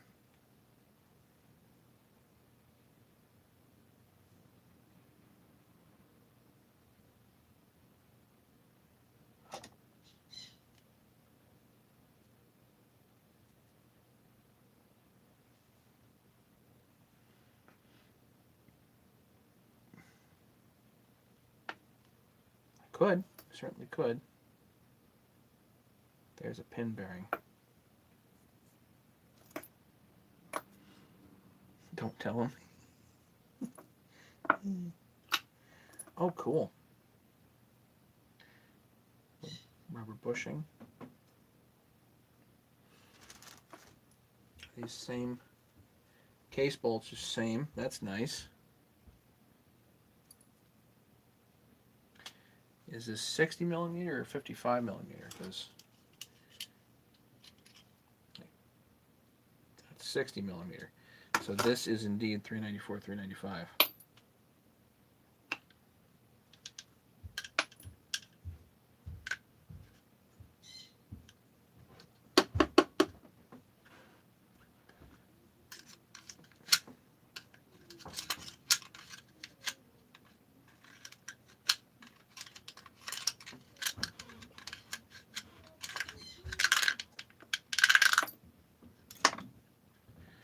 Nice. So here's other little pieces I like. Limiter bolts. Love picking those things up in little part slots like these because I hate buying them. Jeez.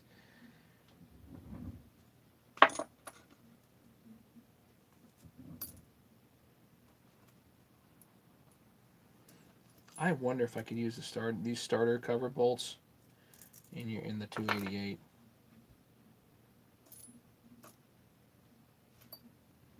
I love it. What a great part slot. Alright, 288. I'm going to put these down there for using that saw.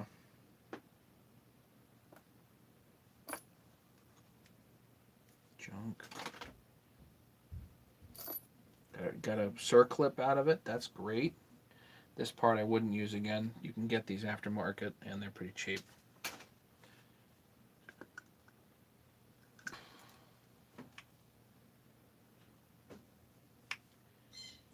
These caps, I'll bet they can go with the 288 also and be nicer than what's on there.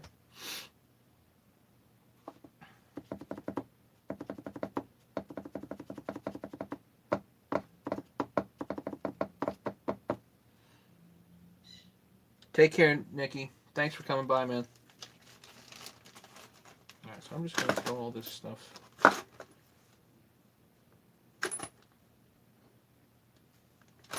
back in here. Great little parts lot. Found it on eBay. It was cheap. Absolutely an excellent parts lot.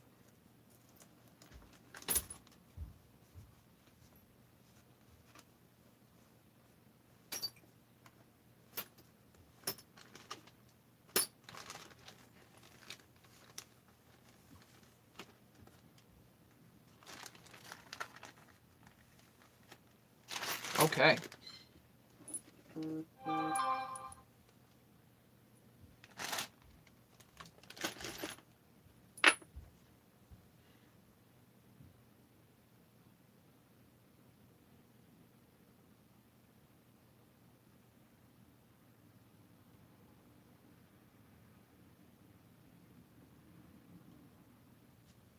Texting Mason.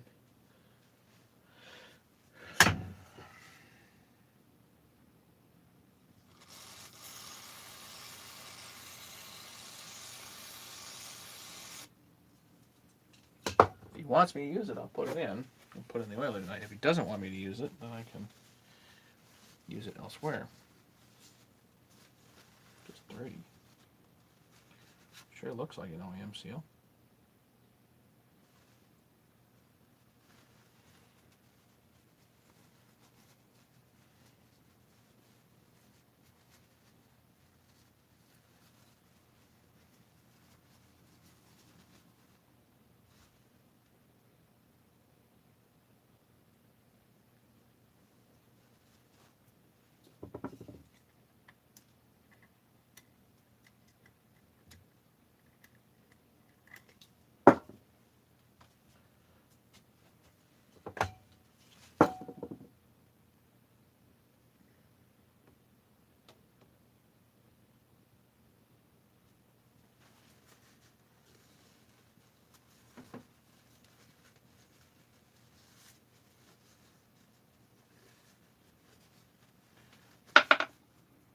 he doesn't want me to use it, then I'll just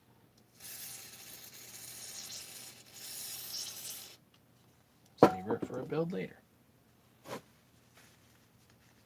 He says sure. Okay. Just dirty. Get it clean and use it. Grease it up.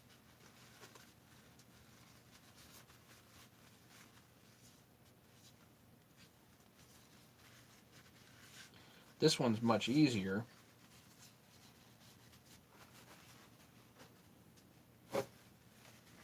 To install than the other one. I don't have to worry about depth. Okay, hang on.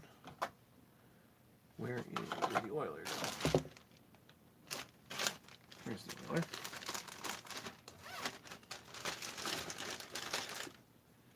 This is where this gets real easy.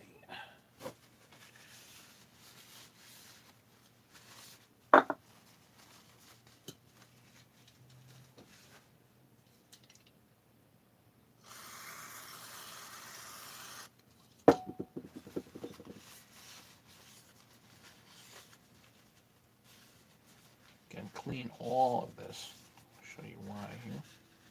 Because you need that rubber piece on the outside and this seal here.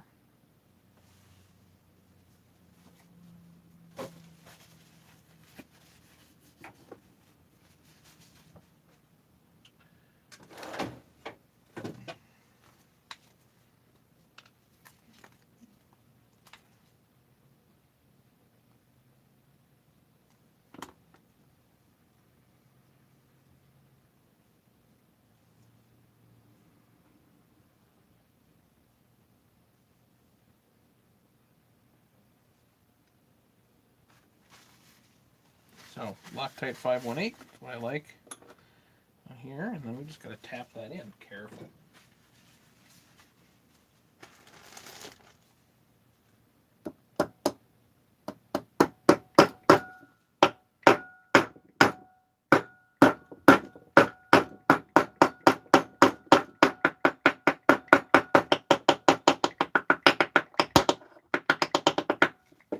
Perfect. That's all you need to do.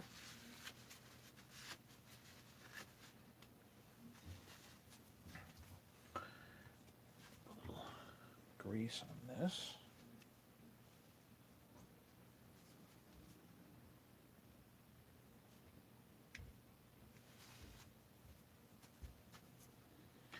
Now, we need the rubber ring on the outside there.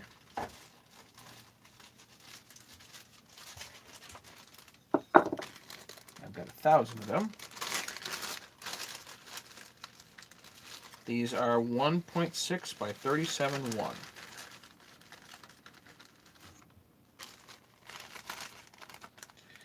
Nitrile O-rings. Goes on just like that. One more tiny little O-ring.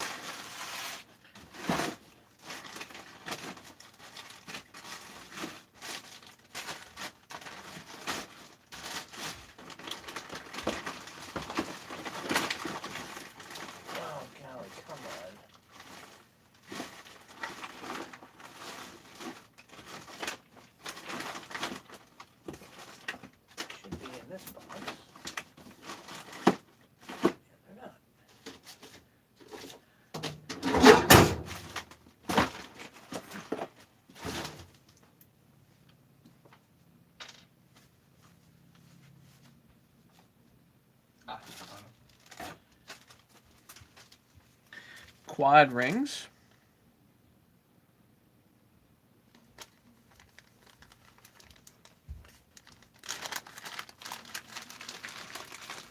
Yeah, it looks like a fine seal, so that shouldn't be a problem.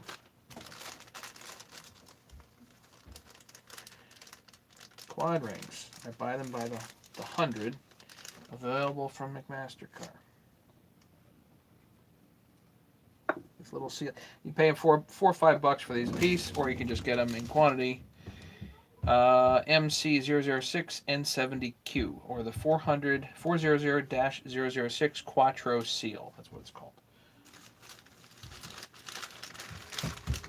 If you're building a lot of 288s, you really need a whole pile of them. You don't need to be paying $4 or $5 for them when they really don't cost $4 or $5. So.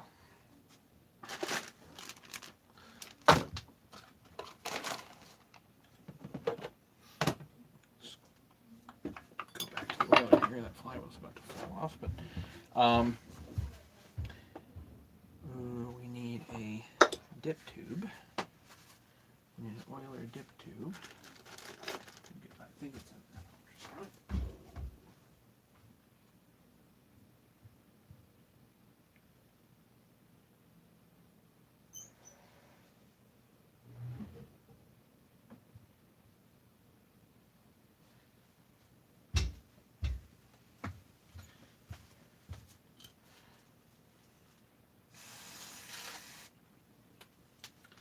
So clean off right there, make sure there's no residual oil. Then we're going to 1184 this. Hey Roadrunner, evening.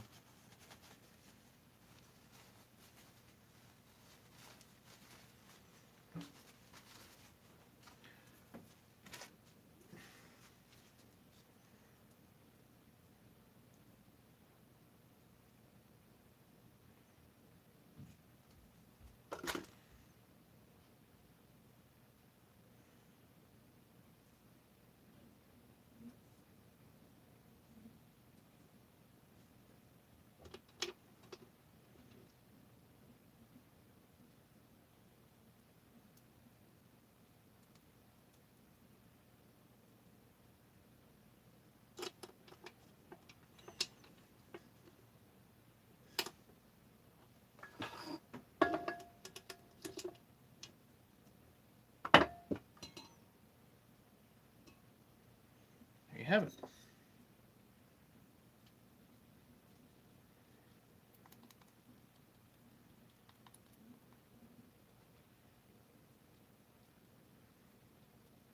A bit of seal around there too if you want.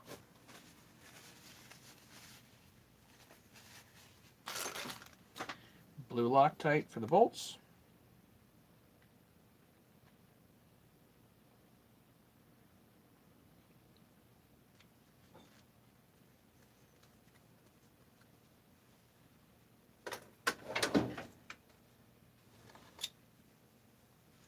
And again, your Coke can trick here.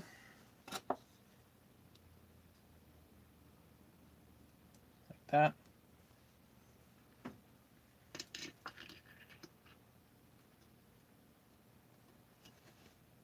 That gets it over the lip. All right, we've got everything gooped up and now seated. Beautiful.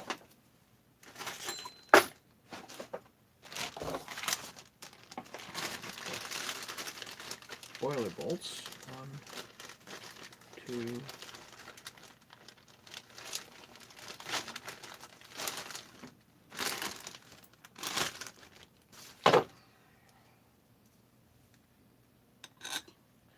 1, 2, 3.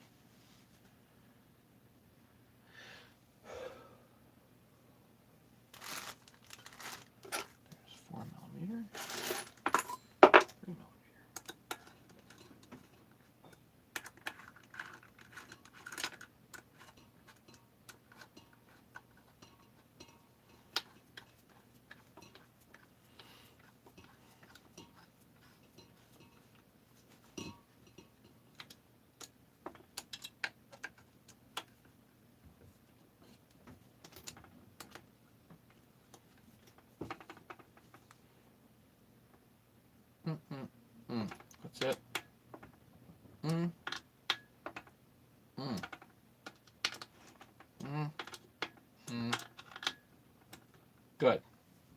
Ha!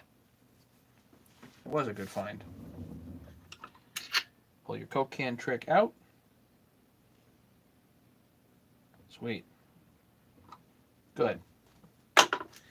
That's it. We'll call it a night. Time to quit. Time for coffee. You know what I mean?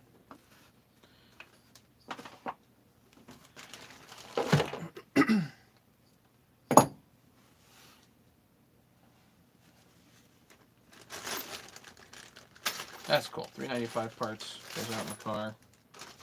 Be real happy. Or goes out in the shed rather. Be real happy about that.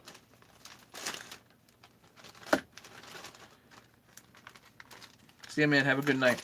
So yeah, let's call it a night. Questions, comments, anything else, guys? Oh, we're at it. So, thanks for watching. Do appreciate it, everybody. If I have anything else interesting, I'll let you guys know. But I'll say have a great night, and we will see you guys some other time. Do appreciate everyone watching. If anybody needs to email me, they can do that. Put my email again.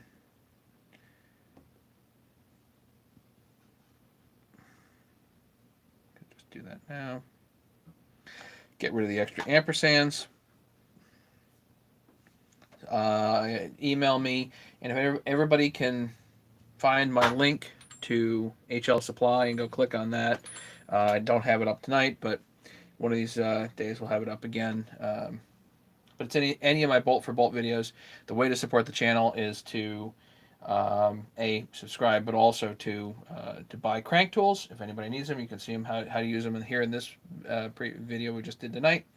But also to click on my link for HL Supply. So if you go for any of the description of any of my bolt for bolt videos, click on that, buy something from HL Supply. I get credit for it, and then I buy cool stuff to show you guys. So everybody have a great night. Thanks so much, and we'll catch you soon.